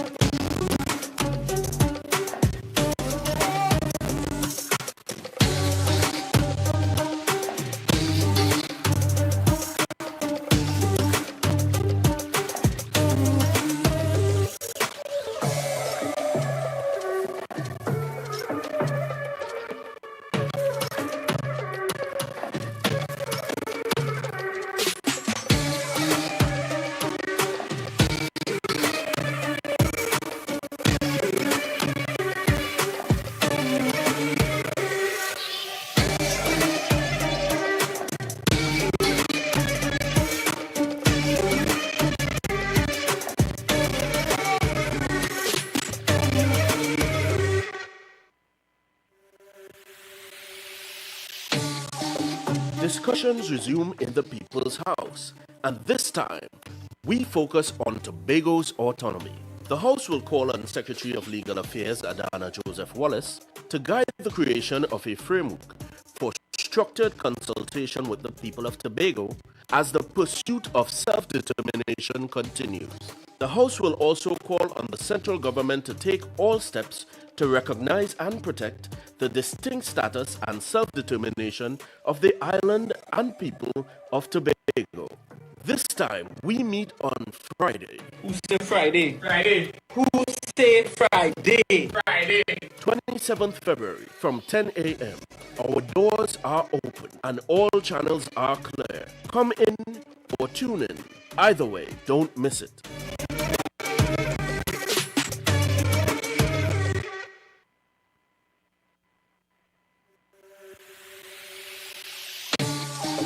Discussions resume in the People's House, and this time, we focus on Tobago's autonomy. The House will call on Secretary of Legal Affairs Adana Joseph Wallace to guide the creation of a framework for structured consultation with the people of Tobago as the pursuit of self-determination continues. The House will also call on the central government to take all steps to recognize and protect the distinct status and self-determination of the island and people of Tobago. This time, we meet on Friday. Who say Friday? Friday. Who say Friday? Friday. 27th February from 10 a.m. Our doors are open and all channels are clear. Come in or tune in. Either way, don't miss it.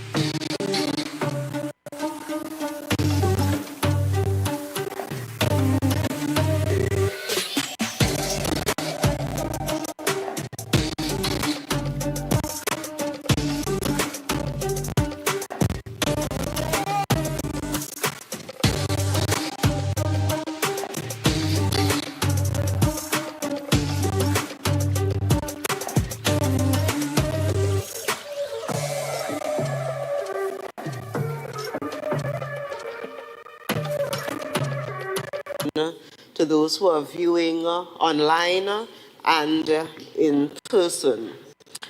Mr. Presiding Officer, allow me to start by congratulating you on your ascension to this esteemed position. I am excited to see, with your leadership, the expansion that will happen in this House. To the people of Belgarden, Glamorgan, runs all the way from Kendall to Goldsboro. I can't even say Goldsboro by the bridge, so let's just say Goldsboro. I want to say thank you for offering me another opportunity to represent you in this august House. I rise, Mr. Presiding Officer, in firm support of this motion that has been posited almost like a history lesson by my colleague, Assembly Member Secretary Trevor James, Secretary with responsibility for strategic planning and development. It was placed, what we have placed in this House, Mr. Presiding Officer, is not just a slogan, it's not just a reaction, it's not just a political theater, but in fact it is constitutional architecture. It is, Mr. Presiding Officer, us seriously taking the people's mandate at heart. So let us start there, at the beginning, with the mandate that we were given. Mr. Presiding Officer, autonomy is a blueprint mandate. It is not just a reaction. In fact, the Tobago People's Party placed autonomy squarely within our blueprint under the theme governance and constitutional reform. We committed to, and it is written in the document, constitutionally protected legislative authority, a guaranteed and predictable fiscal framework, critical, institutional strengthening, and a structured and transparent consultative pathway. That is what we promised to the people of Tobago. That is what the people of Tobago voted for. They did not vote for ambiguity. They did not vote for just symbolism. And they did not vote for just administrative decentralization dressed up as autonomy. What they voted for was a structure that works for all of us. Mr. Presiding Officer, when this administration won the 15 seats, we did so that not for us to simply manage the status quo. Tobago did not give us a clean sweep so that we could negotiate timidly. Colleagues, man up and woman up. They did not expect us to do it timidly. They do not expect us to give them any half measure dressed up as progress. They did not give us that mandate to do something that is structurally uncertain. They did not give us that mandate to sound impressive, but have it dissolve under real scrutiny. They were tired of being told, take little and live long. Remember when we were being told that continually? The Tobago People's Party did not ask for this mandate lightly, and therefore we, colleagues, should not treat it lightly. What this motion does, Mr. Presiding Officer, is to begin the clinical execution of what we promised the people of Tobago. So, there's always discussion about whether we should use the word autonomy. And it's actually one of the things that we have been told We don't know what we mean, therefore they can't give it to us. But let's be clear. What we are talking about is a legal design that does several key things. It's to determine, one, who holds final decision-making power. Who?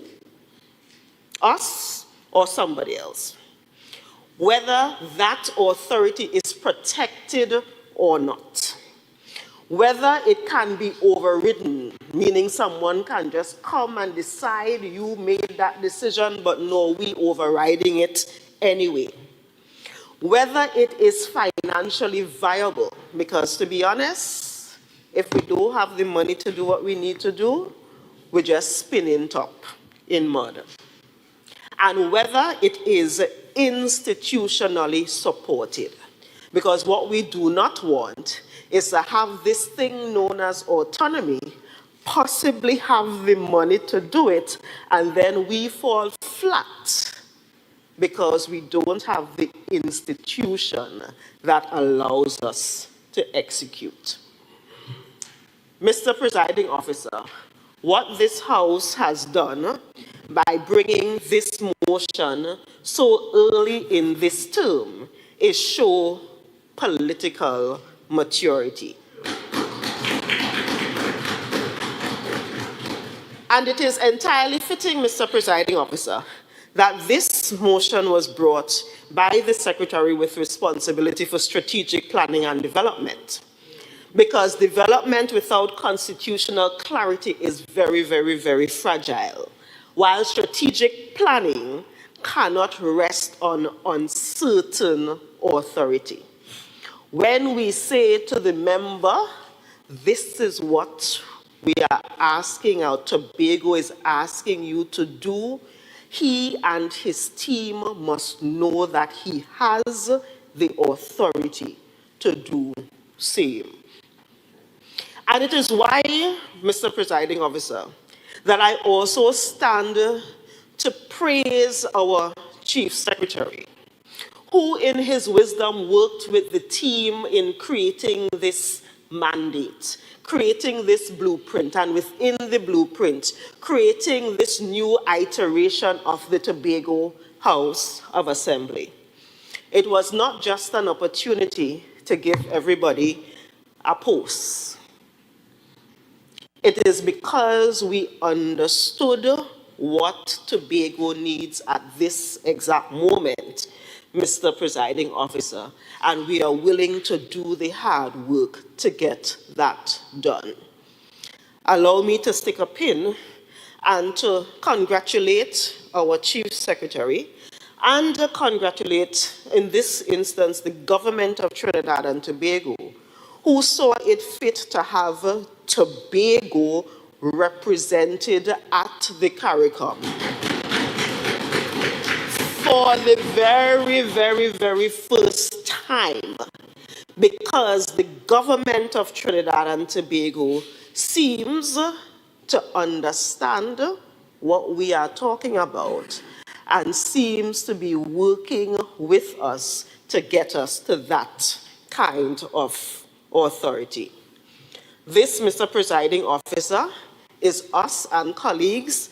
I am happy because sometime in the future, our names will be written in history books as the ones who stood for the people, as the ones who represented the people of Tobago in this momentous period.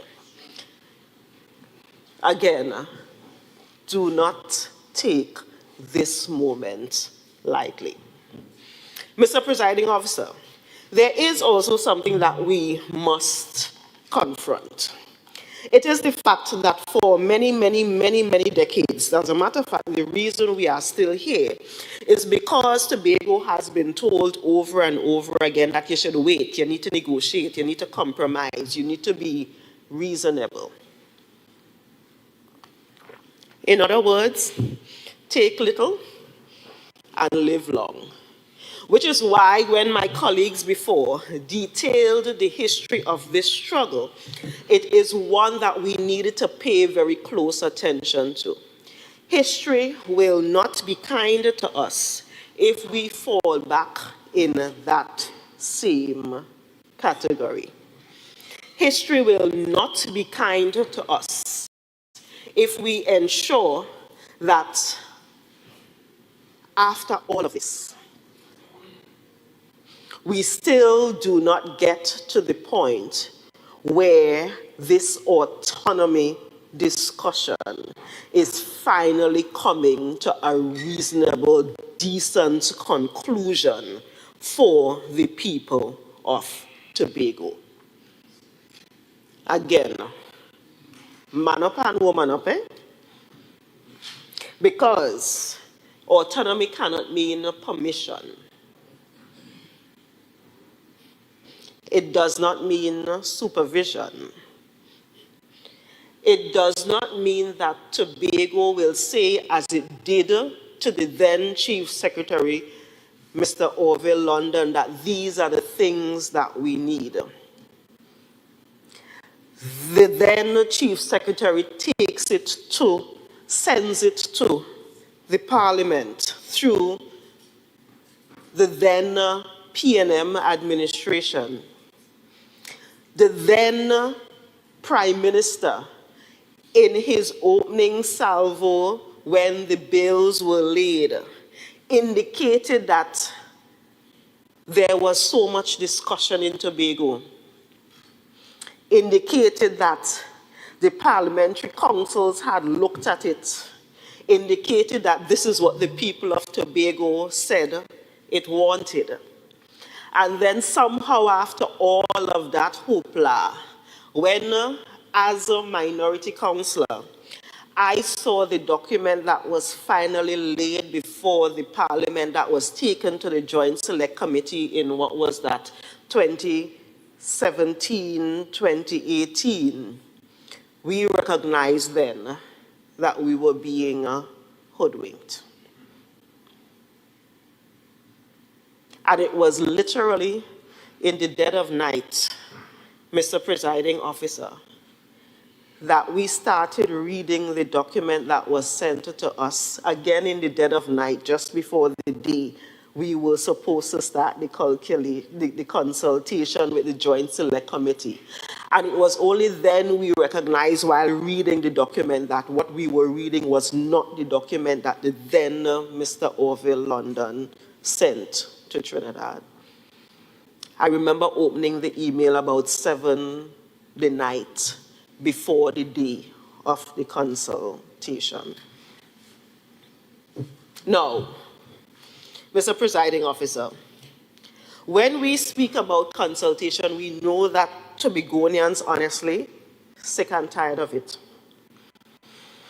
Because they have been hoodwinked so many times. They have gone to so many of these things. They have participated. I am sure if you ask the average Tobagonian whether they want to be consulted, some of them would probably tell you, no, we're tired talk about it. And this is why we have to ensure in this iteration that we create a mechanism that is constitutionally binding, so that when we get them to come out one more time, it is not wasted.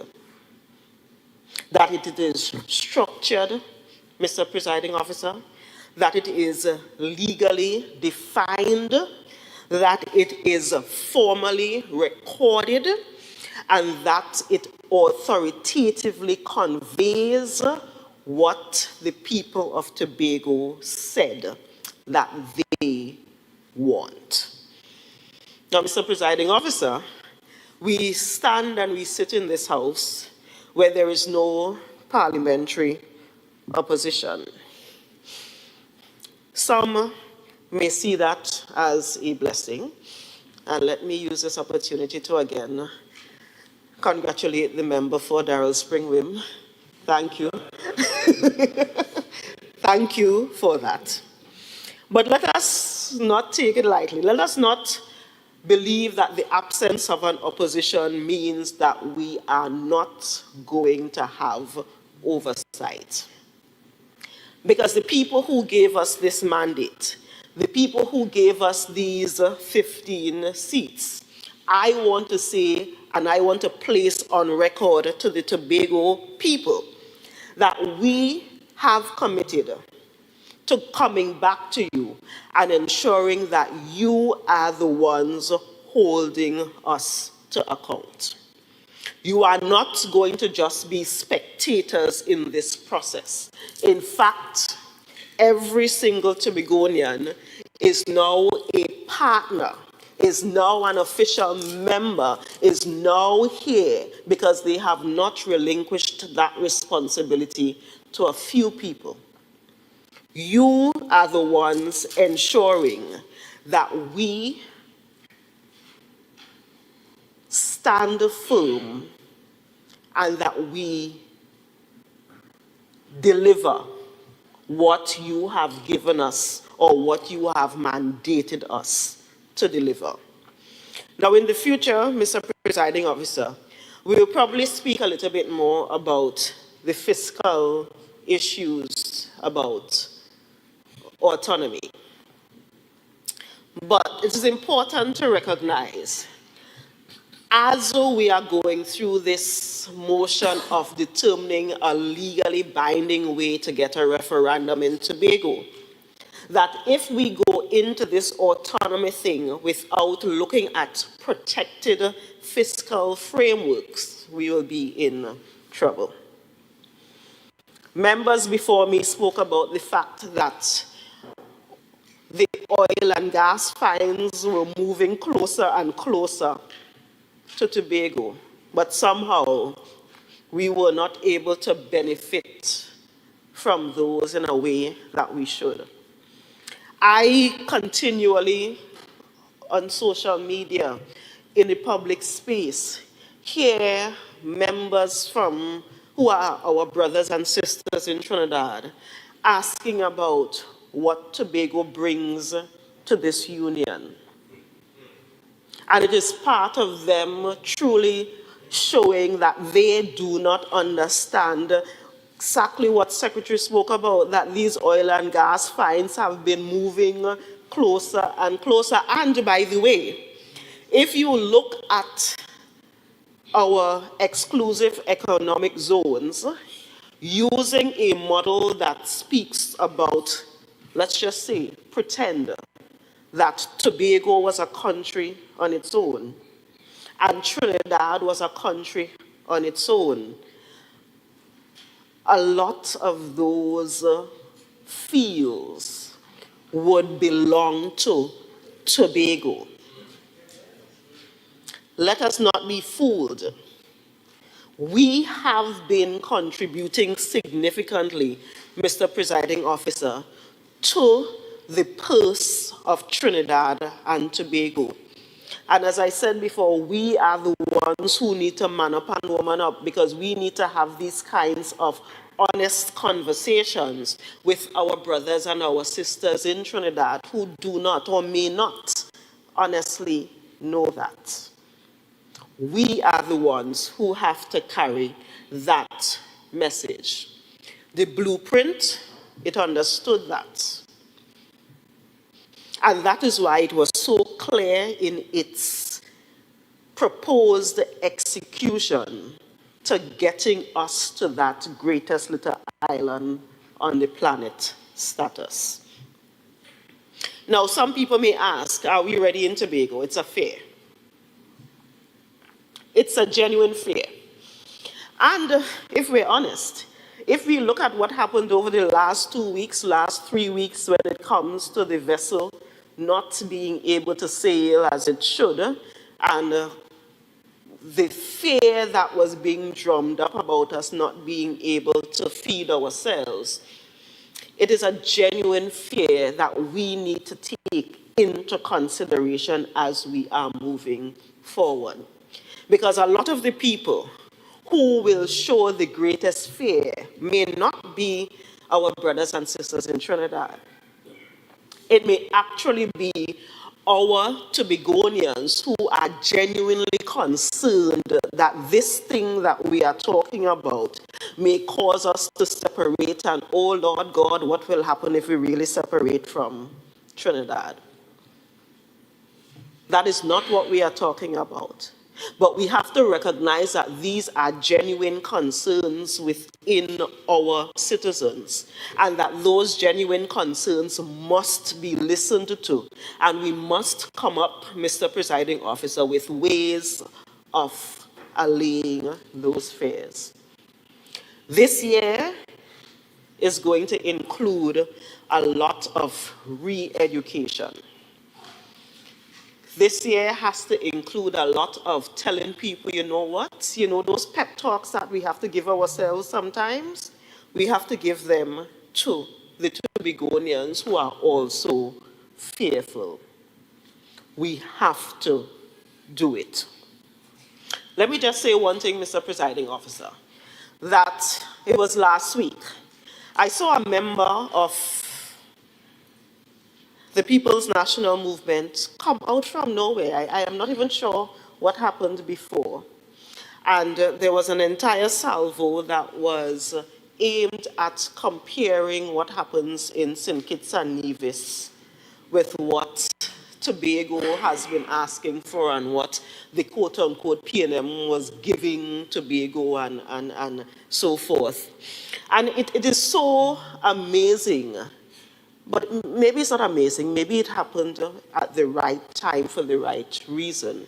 Because Trinbago needed to see how fundamentally flawed that member and therefore her party saw what we have been talking about for all of these years.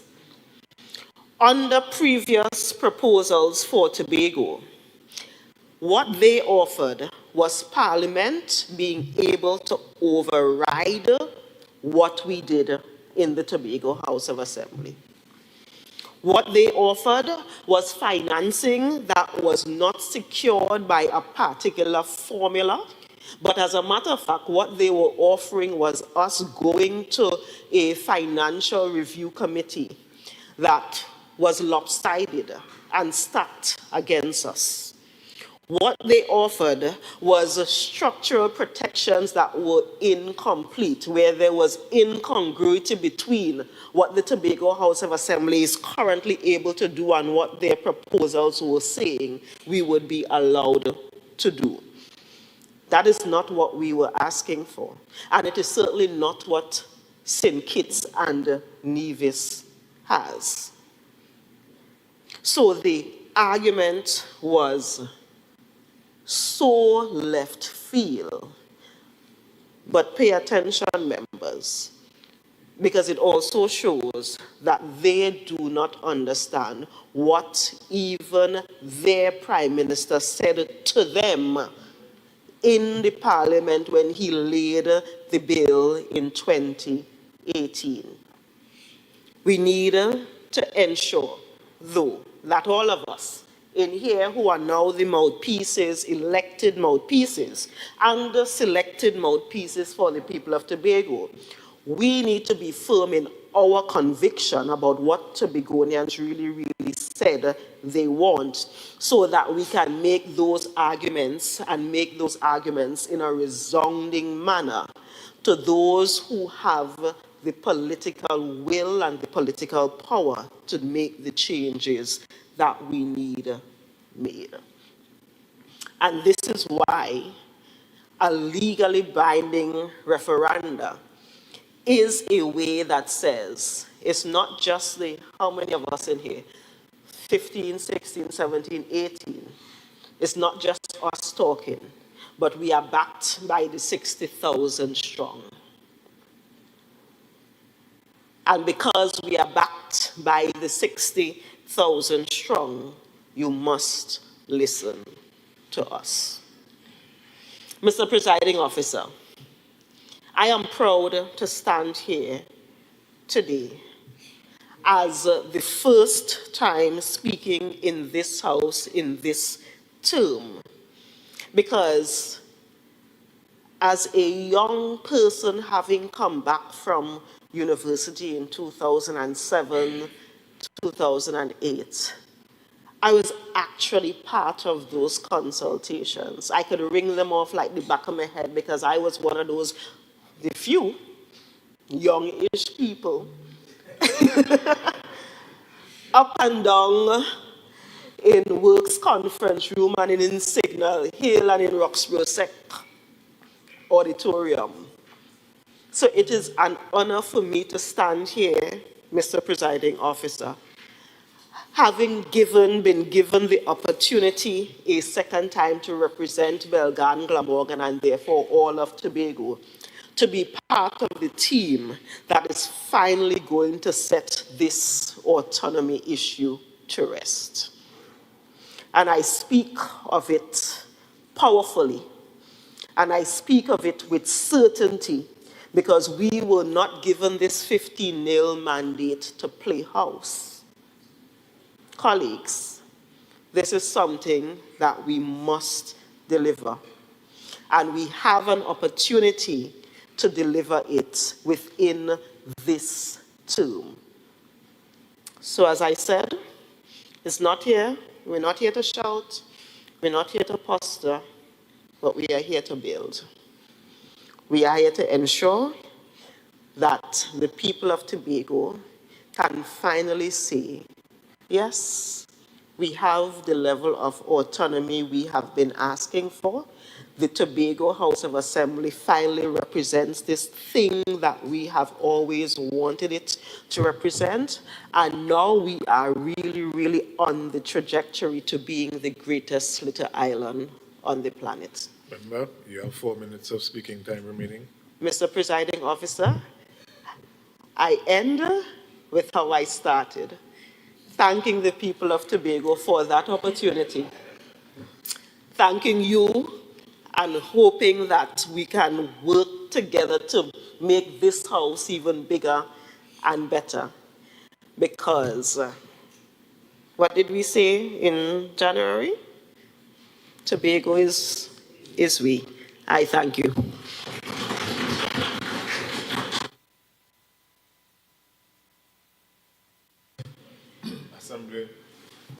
Assembly Member Megan Morrison, you may now join the debate.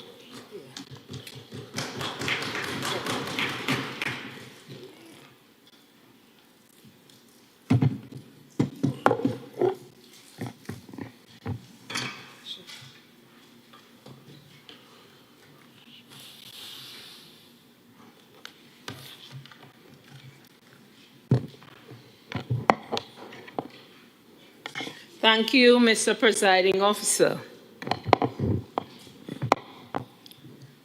Honorable members, colleagues, those in the viewing gallery, those viewing online, and of course to my esteemed electoral district of Mount St. George Goodwood, which comprises of the villages of Bacalet Park, John Dial, Hope, Mount St. George, Goodwood, and a small piece of Goldsboro up to the bridge, on whose shoulders I stand here today. Without you, I would not have been here.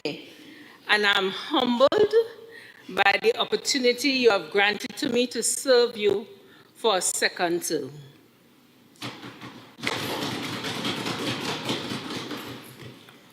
Long before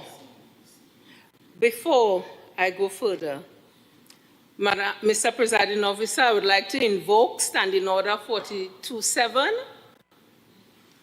Granted. Thank you, Mr. Presiding Officer. Long before the right to self-determination was codified in 1945 Charter of the United Nations, the people of Tobago lived it. Our ancestors, many of them freed rebel slaves, understood struggle, resistance, and the rejection of dominion. They were principled, politically aware, and unafraid to assert their rights. Ironically, Tobago was governed by consulates who themselves have revolted against absolute monarchy and clear authority in Europe, yet attempt to govern a people equally conscious of freedom. Think about that for a moment. Tobago now accustomed being colonized. We are rebellious by nature. While we have subsued over the years, it is not innate in us. From the very beginning, Tobagonians resisted political arrangements imposed upon them. Attempts to attach Tobago to other colonies prior to the Union of Trinidad and Tobago failed. Tobago's resistance was not accidental. It was instinctive, and rooted in its distinct identity. The island developed its own legislature, administrative and financial systems, a political culture that valued representatives, democracy, accountability, and local governance. Some of my colleagues would have presented on some of these points before, but I think with reiteration, it would probably stick somewhere. Even after being reduced to wardship, Tobago's will remain unsubdued. For 25 years, the people of Tobago refused to send representatives to sit on an appointed legislative council in Tobago. That was not indifferent. It was political self-awareness. Indeed, 139 years ago, moved by Mr. Ebenezer Hernandez, Tobago's legislative reserved the right to withdraw from the union with Trinidad if it was proven disadvantageous. My good comrade, Secretary James, highlighted that before. This was not rebellion. It was foresight, an early articulation of what international laws would later recognize as self-determination. Tobago's distinctiveness is therefore not a modern grievance. It is a conscious, historical, sociological, and political identity that has never been dissolved or rectified. This identity is recognized constitutionally.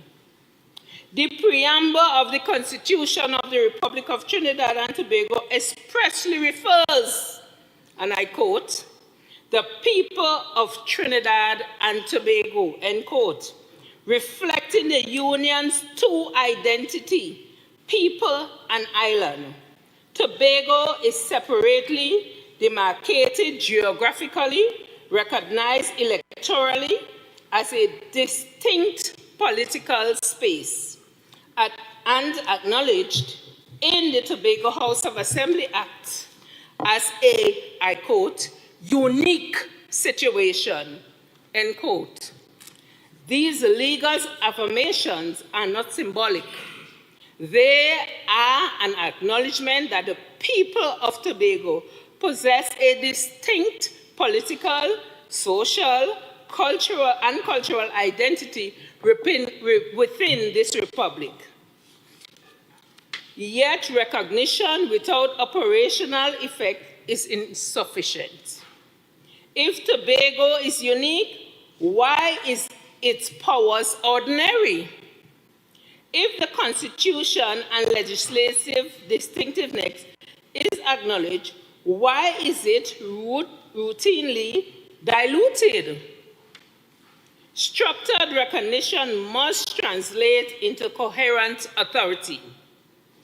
Autonomy must be meaningful and aligned with constitutional order. This is not creative decision. It's about ensuring governance matches recognition. The voice of Tobago have been consistently expressed through the democratic process at elections from 1980 to now, well, twice in 2021, the people have spoken clearly and decisively. The ballot box transforms collective sentiments into a mandate or a blueprint. It is qualified, measurable, legitimate. And if elections give focus to people's voice, a referendum provides structured and legally binding finality. It ensures that when the people of Tobago speaks collectively,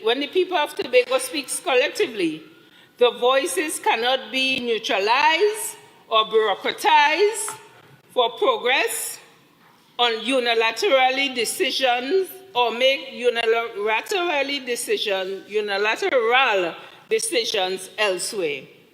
Moreover, Tobago's call for self-determination is eternally consistent with domestic and international law.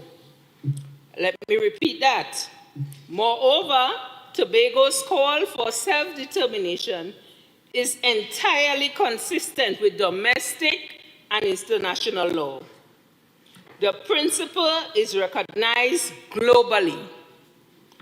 People who are distinct, historical, and cultural possess the right for self-governance in ways that protect their identity and interests.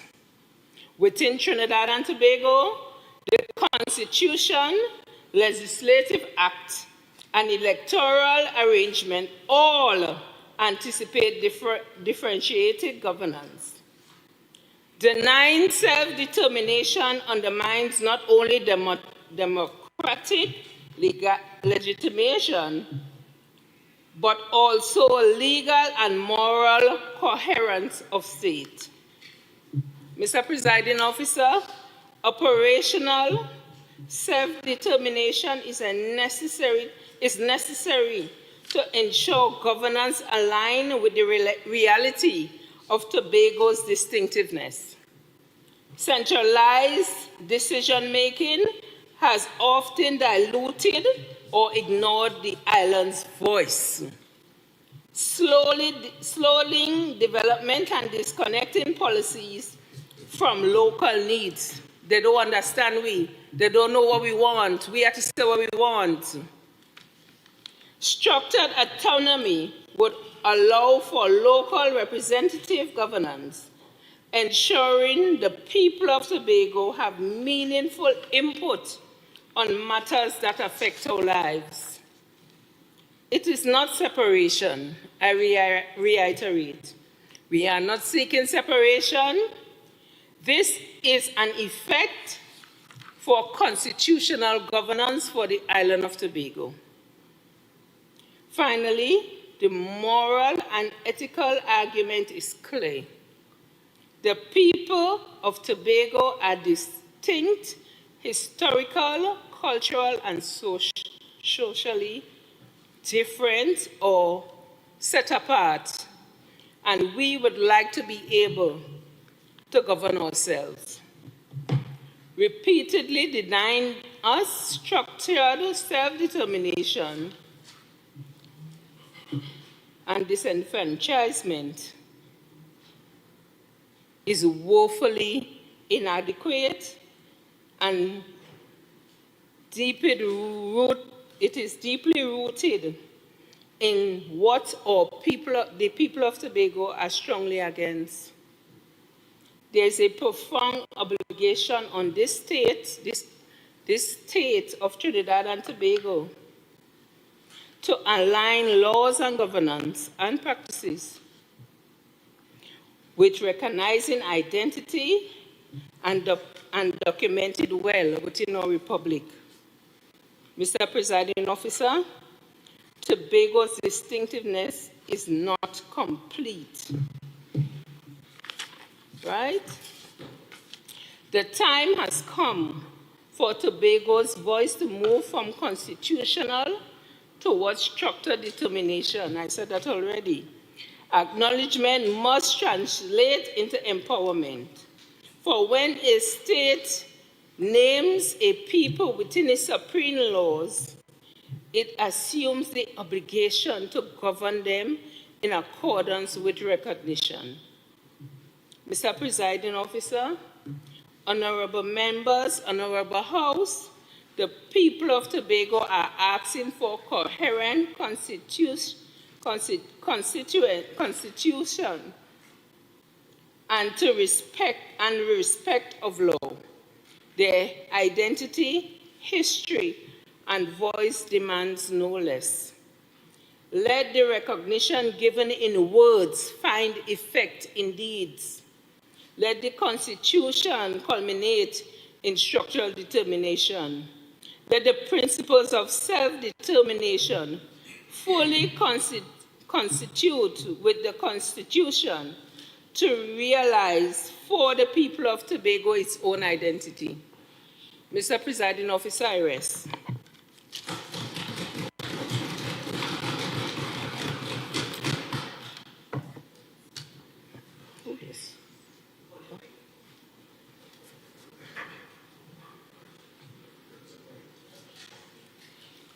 Assembly Member Keegan Dinoon, you may now join the debate.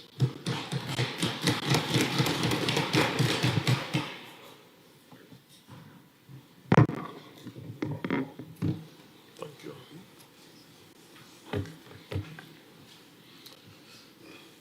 Mr. Presiding Officer, members of this honorable House, good afternoon.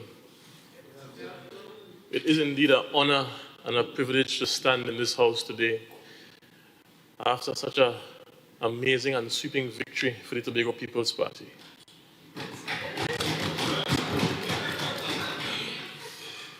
Mr. Presiding Officer, I want to particularly thank the people of Tobago, but more specifically, the people of the electoral district of Bucco, Canaan, and Mount Pleasant, who would have put their faith and trust in me. And it's because of them that I stand in this honorable House to represent them. I want to thank them sincerely. Yes. Mr. Presiding Officer, in keeping with Standing Order 42.7, I seek leave to read extracts from my presentation. Granted. Thank you.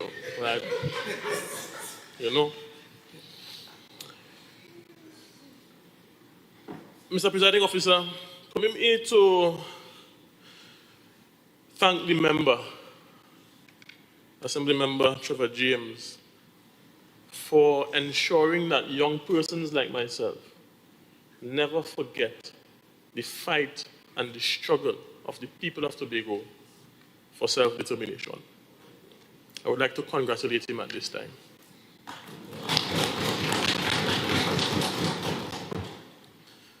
Mr. Presiding Officer, as Secretary of Youth Empowerment and Sport, I affirm at the onset that our responsibility is not only to debate Tobago's future, but to secure it, ensuring that the next generation inherits an island empowered to shape its own destiny.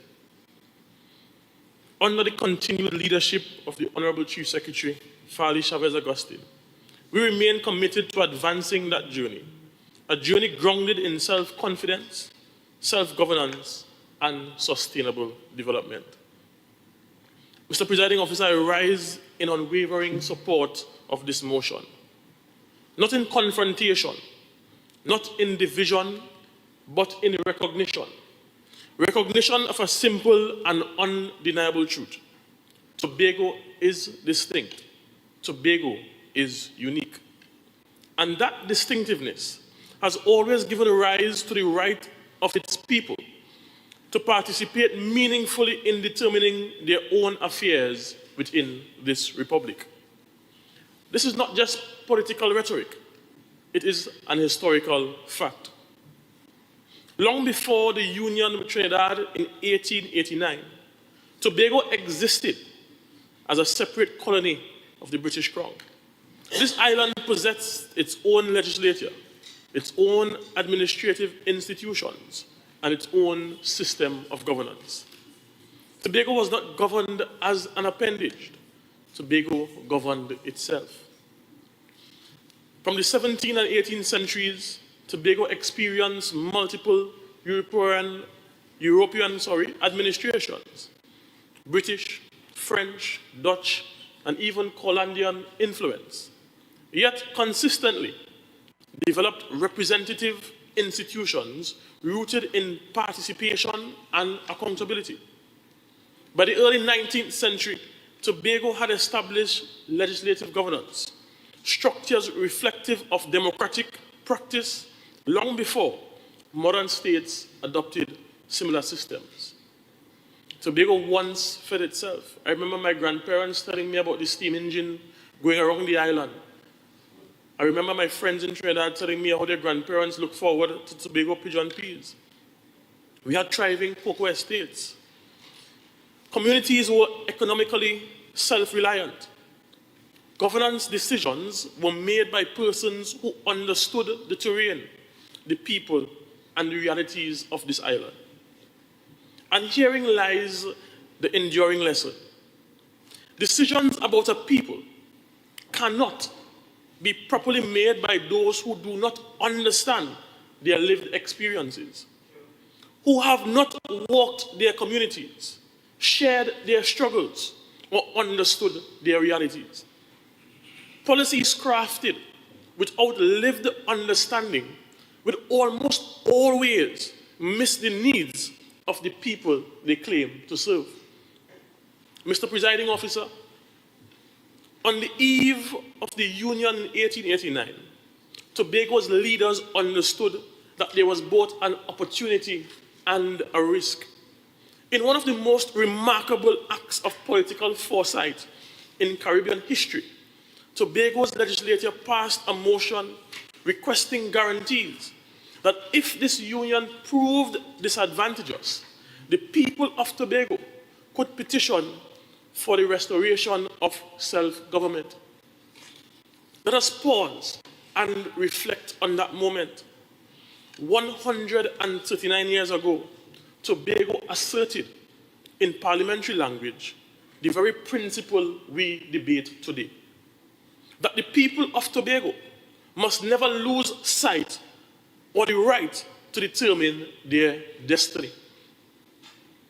This was self-determination before United Nations Charter, self-determination before modern international law gave it a name.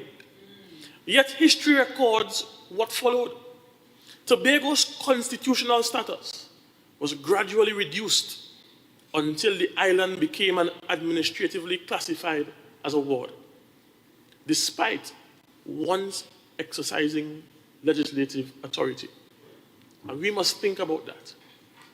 Has this union benefited us, or has it placed us in a disadvantageous position? Tobago constitutional status was reduced. Mr. Presiding Officer, Tobago's democratic spirit did not disappear. For generations, Tobagonians resisted the marginalization through participation, advocacy, and persistent calls for meaningful representation. The Constitution and laws of Trinidad and Tobago already recognizes Tobago's uniqueness. Tobago possesses its own assembly, distinct electoral arrangements. Section 43 of the Tobago House of Assembly Act acknowledges Tobago's special circumstances. So the question before us is not whether Tobago is distinct. The law already accepts that. The real question is, if Tobago is distinct, why does Tobago's clearly expressed will so often fail to shape the legislative outcomes governing Tobago's future? Consultations have occurred, reports have been written, recommendations have been made, yet too often, proposals reflecting Tobago's aspirations are diluted and reshaped elsewhere. And respectfully, we must ask, what is consultation if its outcome carries no binding force? Because consultation without consequence becomes ceremony and not democracy. You see, the consequences are tangible. Policies affecting fisheries. My fishermen friends tell me they can't even get a license in Tobago renewed. Infrastructure, tourism, agriculture, environmental management, health, economic development are often designed outside Tobago's lived realities. The fifth schedule assigns responsibility for development outcomes while limiting authority over policy design. This produces inefficiency, delay, and public frustration. And Tobago people will tell you, you can't steer a boat from dry land. This motion proposes something profoundly democratic, a statutory framework for consultative referenda. Elections express general political will, but constitutional questions require precise democratic measurement. A referendum does not weaken national unity. It strengthens it. It transforms it. It transforms opinion into mandate. It transforms voices into measurable authority. Because unity is not built by uniformity. Our national anthem says, side by side we stand. Not one in front, not one behind, but partners, equal in dignity and respect. Mr. Presiding Officer, Tobago once governed itself. Tobago once fed itself. And with vision, partnership, and responsible autonomy, Tobago will again build systems that allow sustainable self-reliance within this republic. This is not separation. This is maturation. A confident nation does not fear the voice of its people. It trusts it. It trusts the voice of its people. Mr. Presiding Officer, 139 years ago, legislators faced uncertainty about Tobago's future. They placed on record a principle for future generations like myself, that Tobago must always retain the right to determine its destiny if the circumstances required it. Today, we are those generations. History now asks us, will we honor their foresight or allow Tobago's voice to remain forever consultative, forever advisory, forever secondary?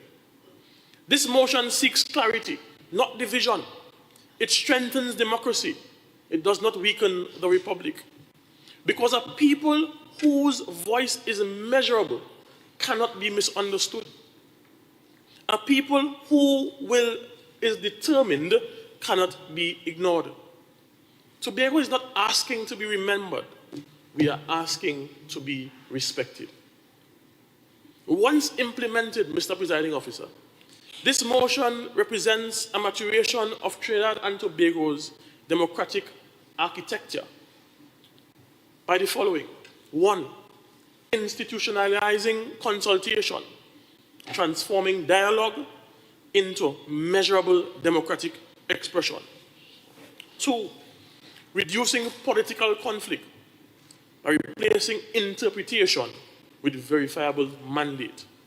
3, strengthening national unity by grounding governance arrangements in demonstrated consent rather than assumptions.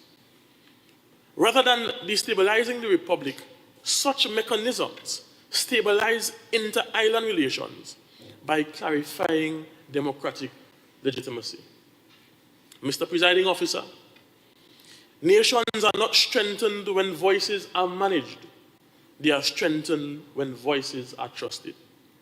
For generations, Tobago has spoken with patience, clarity, and dignity about its place in this republic.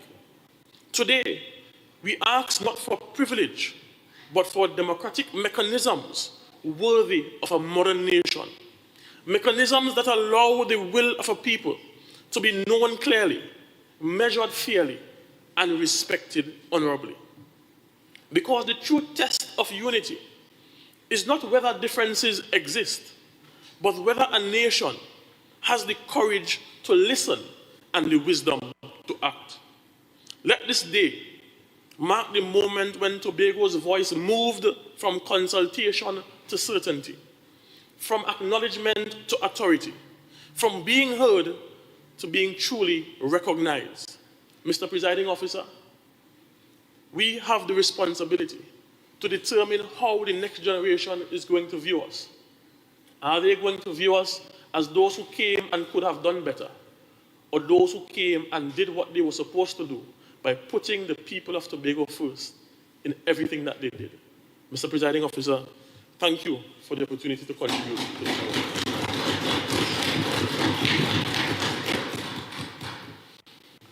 Assembly Member Trevor James, you may now wrap up the debate. Mr. Presiding Officer, thank you. Thank you kindly.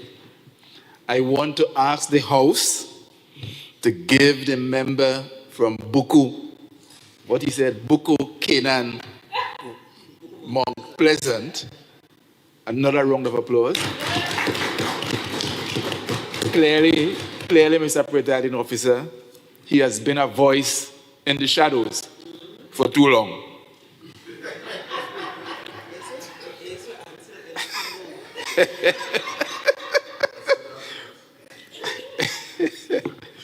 But it is always good when new members come to the fore and present on motions like these and demonstrate that the hierarchy of the party did in fact make good choices, and that the people of Tobago agreed with the choices, and they are here demonstrating that they can represent the issues of the people in the various districts in the House. Mr. Presiding Officer, there is no doubt that the Tobago we have inherited is a Tobago that has lived a struggle that many Tobagonians and clearly few Trinidadians understand. Our goal by bringing the motion is not to secede. Our goal is not to separate, but our goal is to expand the democracy that is the Republic of Trinidad and Tobago, and to ensure that decisions regarding Tobago are made by Tobagonians, and to ask the Parliament and the Cabinet in Trinidad to agree with us, or to say to us clearly that we want to be your imperial leaders forever, and maybe we should consider other actions. The Constitution of the Republic of Trinidad and Tobago states that the Republic in the preliminaries, the Republic of Trinidad and Tobago shall be a sovereign, democratic state. Across the world, where there are multi-state countries, Britain, Canada, all allow for referendums to be held so that individual states can find a way to have their people participate in the electoral and in the decision-making process where issues arise that threaten and possibly undermine their lives and their livelihoods. We have in Tobago been asking, we have been begging, we have been submitting proposals, we have been submitting bills, we've been trying to prosecute this autonomy, self-determination struggle within the confines of the Constitution of Trinidad and Tobago, and the time is here and now. The future of Tobago is here and now, and we must demand that the Parliament of Trinidad and Tobago, that has presented laws that hide behind Section 75(1), that gives us some semblance of authority but have the right to take it back, that we must be able to ask those questions in Tobago to determine for all and sundry across the region, across Trinidad, across the world, that this is what we want, this is how we want to manage ourselves. And that's the crux of the thing. And we don't want those in the parliament, we don't want those forces, those commentators who are opposed to us, because we are in opposition now in Tobago. So there may be commentators who are opposed to the idea that we can build this house for ourselves. We can build this Tobago for ourselves. To begin to see, as Dr. Faith tried to allude to, we have the money. So what are you going to do? The reality is, as I tried to demonstrate before, and as we have demonstrated, that we in fact have the resources. And we continue to hide under this type of constitution that does not separate our resources. We try to say, we try to spell out for the people at how almost at every turn, when it looks as though Tobago could move forward, those with responsibility in the parliament took the opportunity to try to contain us in this box that is Tobago and Trinidad. When we thought that Robinson was going to go to parliament, we're going to win the 2 seats with the DAC, and we're going to start this process again, the PNM removed the Crown of England as head of state. So we have nobody to appeal to. And I want to read that, I want to read that motion that was passed in this house. Because almost every speaker alluded to it, but nobody took the opportunity to read it. And this excerpt is taken from the history of the peoples of Trinidad and Tobago, written by Dr. the Honorable Prime Minister Eric Williams of Trinidad and Tobago. I think I get it right. Some call him the father of the nation. And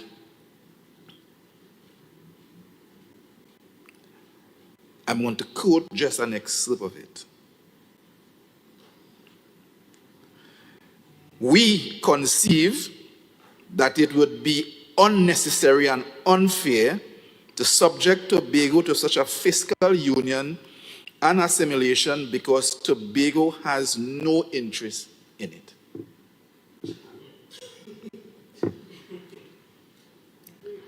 And can derive no benefit from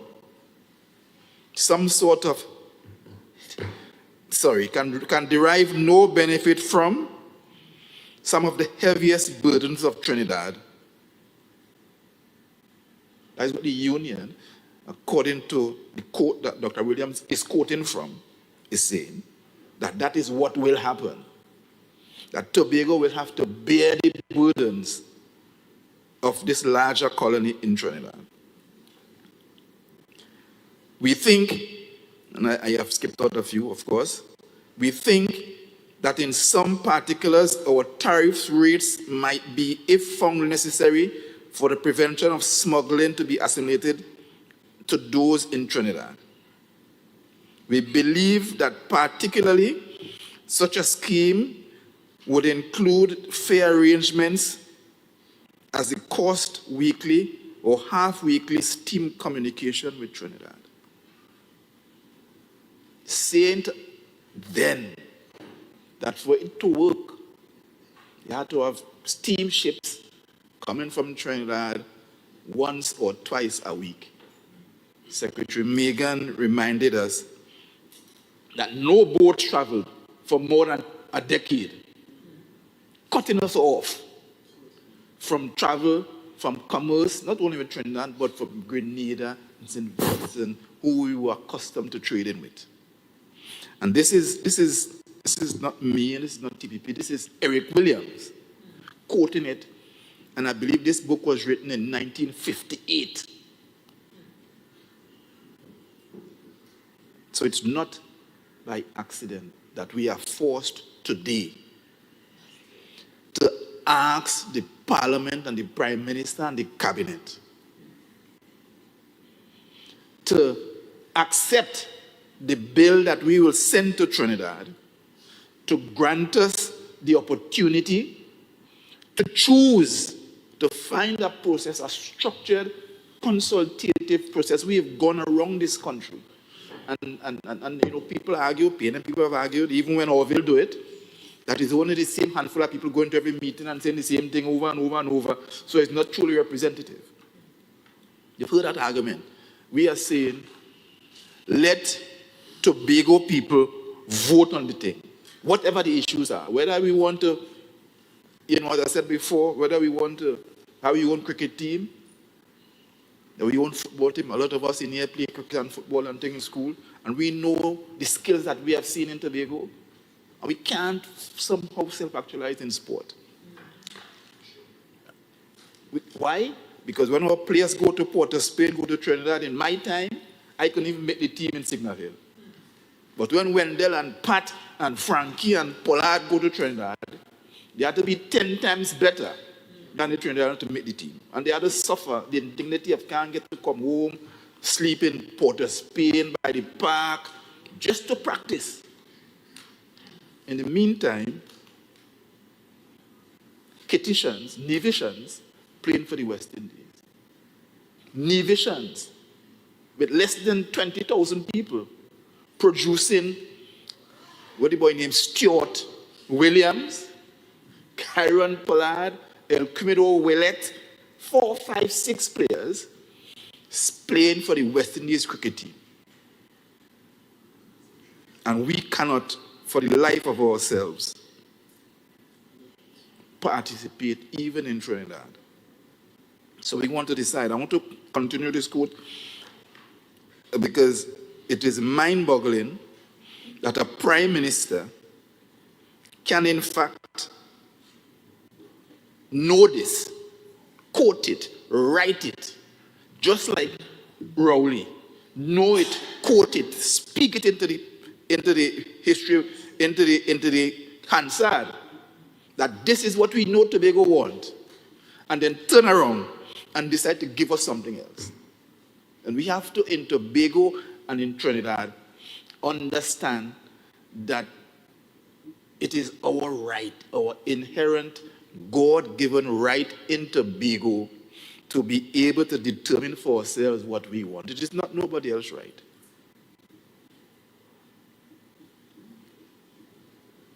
In this house, Tobagonians of the past passed a motion, and this is the quote, again, re-quoted from the History of the People by Dr. the Honorable Prime Minister Eric Williams, that inasmuch as the wish of the people of Tobago for union with Trinidad has principally been based on the representations of the government and the assurances given to the people that material benefits will result to Tobago from such a union, the Secretary of State for the Colonies be respectfully asked, in the event of such a union taking place, to afford the people of Tobago a pledge that should it prove disadvantageous to this colony or otherwise undesirable to the majority of inhabitants, that this colony shall, upon petition, have granted back to it the form of self-government which now exists here. And Robinson tried when he come back. Hochoy tried. Orville tried. And at every time we give them a referendum vote. and the Parliament says no. That is unacceptable. And we tried today to demonstrate the seriousness of the motion, not by getting only experienced people to talk, but by inviting newcomers to demonstrate that every one of us as members in this house share that same ethos, that this is what our charges, our districts have told us they want. And it is not up to the Prime Minister or the Parliament to decide it is not what we want. To repeat, we are not seeking to divide the Republic. We are seeking to complete it by allowing the people of Tobago to speak, and to speak clearly, lawfully, peacefully, should the Parliament and the Trinidad public be listening. This is the takeaway. Do you think that it is the right of the Parliament, who has afforded Tobago 2 voices? That's what the law says, that in 41 members in the lower house, in 33 members or 31 in the Senate, you can only have 2 voices and 2 votes. That in the Senate, where the law is going to be passed, that will affect your livelihood and my children's livelihood, you are afforded no votes by law. The time for that must come to an end, and we're going to respectfully ask the Trinidad Parliament to say to Tobago and to the world that you must never be able to decide for yourself, but we should do it for you. And when we say that, then we will have a real conversation about what it is. We have demonstrated that we have the economic resources. We have been identified, not specifically, but I will say some of it now, that there are energy fields in South Tobago, West Tobago, East Tobago, North Tobago, identified, given out. No deference or reference to the people of Tobago. We've had Shakonia field in Tobago waters operating since 2009. And if I'm not mistaken, maybe I'll be mistaken, making more than $2 million per day. Not a cent.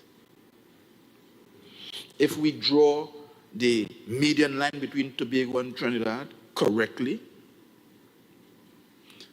those deep water fields that Exxon is going to explore way down to next Guyana will be in Tobago waters.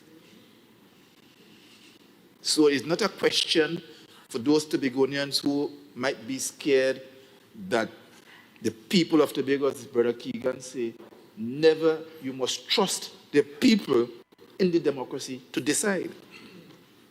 So we have been given an overwhelming mandate by the people. And when we speak in this house, we want all and sundry who are listening to us to understand that it is all of Tobago speaking. We went out on a campaign to ensure that every seat was going to be represented in this house by us, because we want to speak for every Tobagonian in every district. And there will be no doubt, there ought to be no doubt that that is what is happening and that is what will happen. The people have signed a social contract with us, with the Electoral Inc., and of all terms and conditions of that social contract, true self-determination begin and possibly end with constitutional autonomy and self-government. It is the most critical democratic legitimacy that there is. And we stand on it, and there is no question that we want to pursue it. We must therefore solemnly consider our duty to call on Cabinet and the National Parliament to, in consultation with the people of Tobago and the representatives they have elected to lead them, which is this House, to take the legislative steps to constitutionally protect the rights of the people of Tobago and the inherent right to self-determination that we have been struggling for.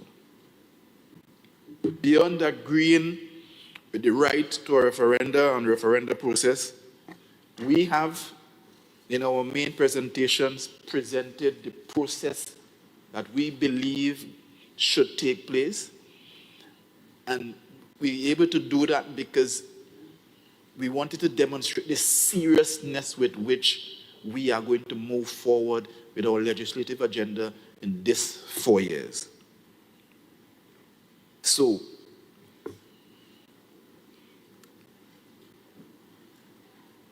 if it is agreed, and if we agree here today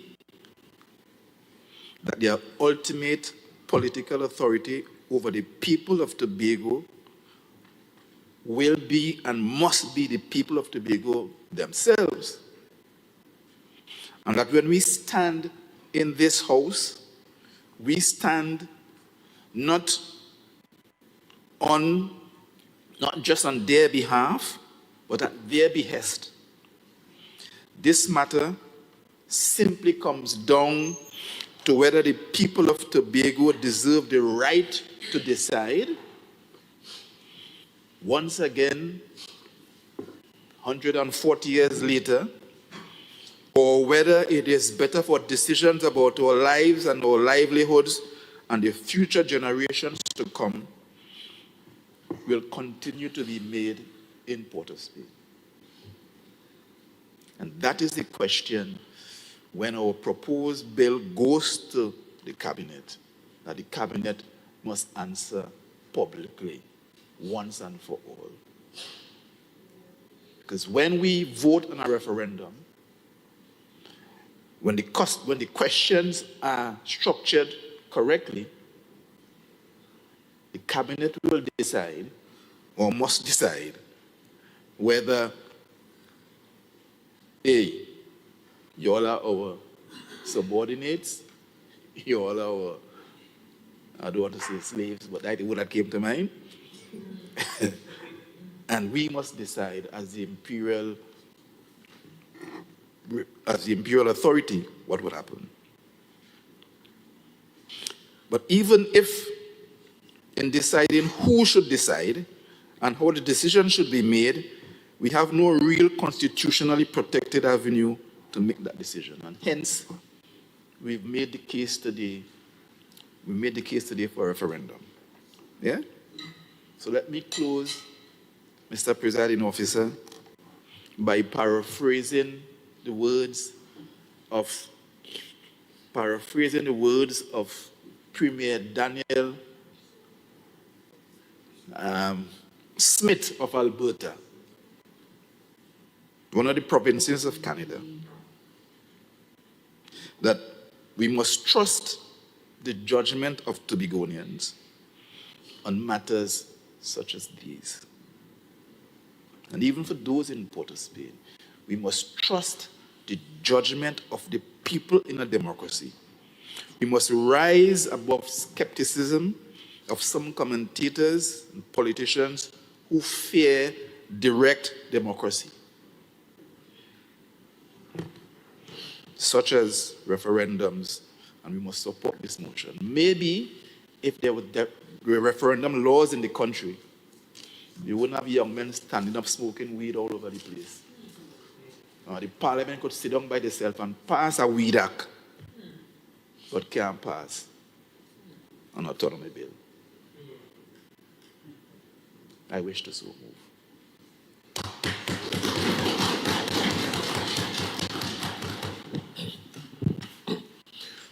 Honorable members, the question put is, whereas the island and the people of Tobago, prior to the union with Trinidad in 1889, exercised a distinct political and cultural standing, still recognized by the Constitution and the laws of Trinidad and Tobago.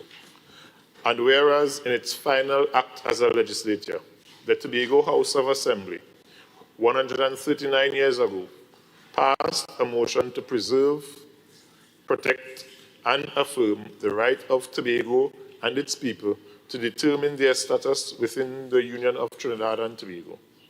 And whereas the people of Tobago continue to pursue their rights to self-determination, self-governance, and equality of status in all matters that concern the sustained peace and prosperity of the island.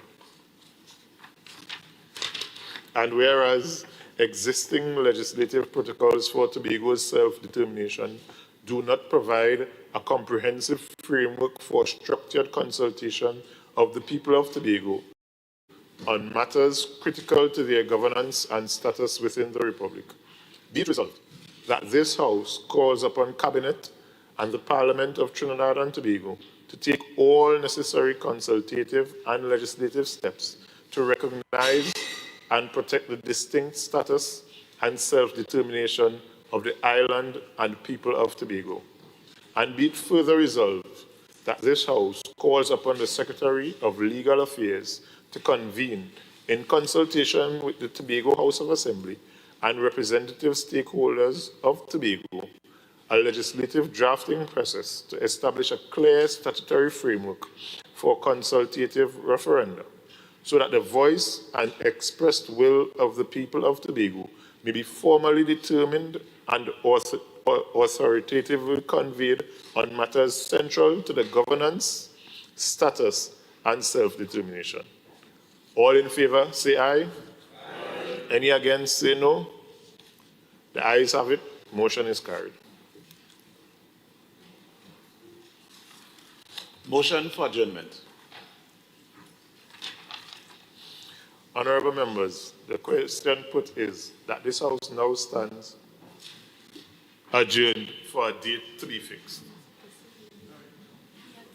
Oh, sorry.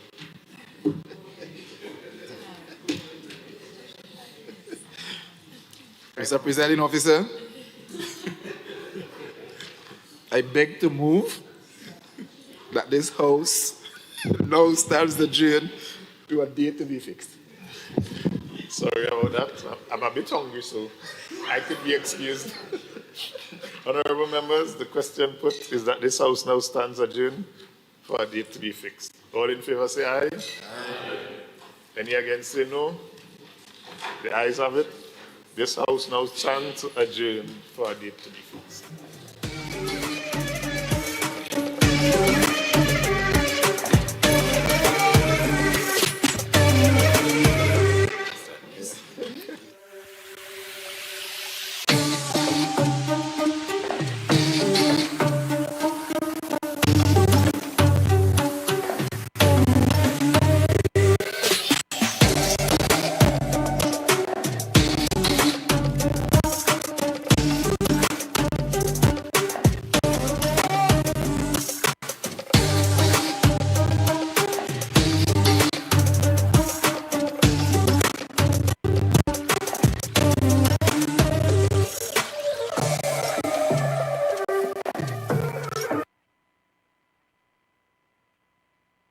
They meet again. That's a big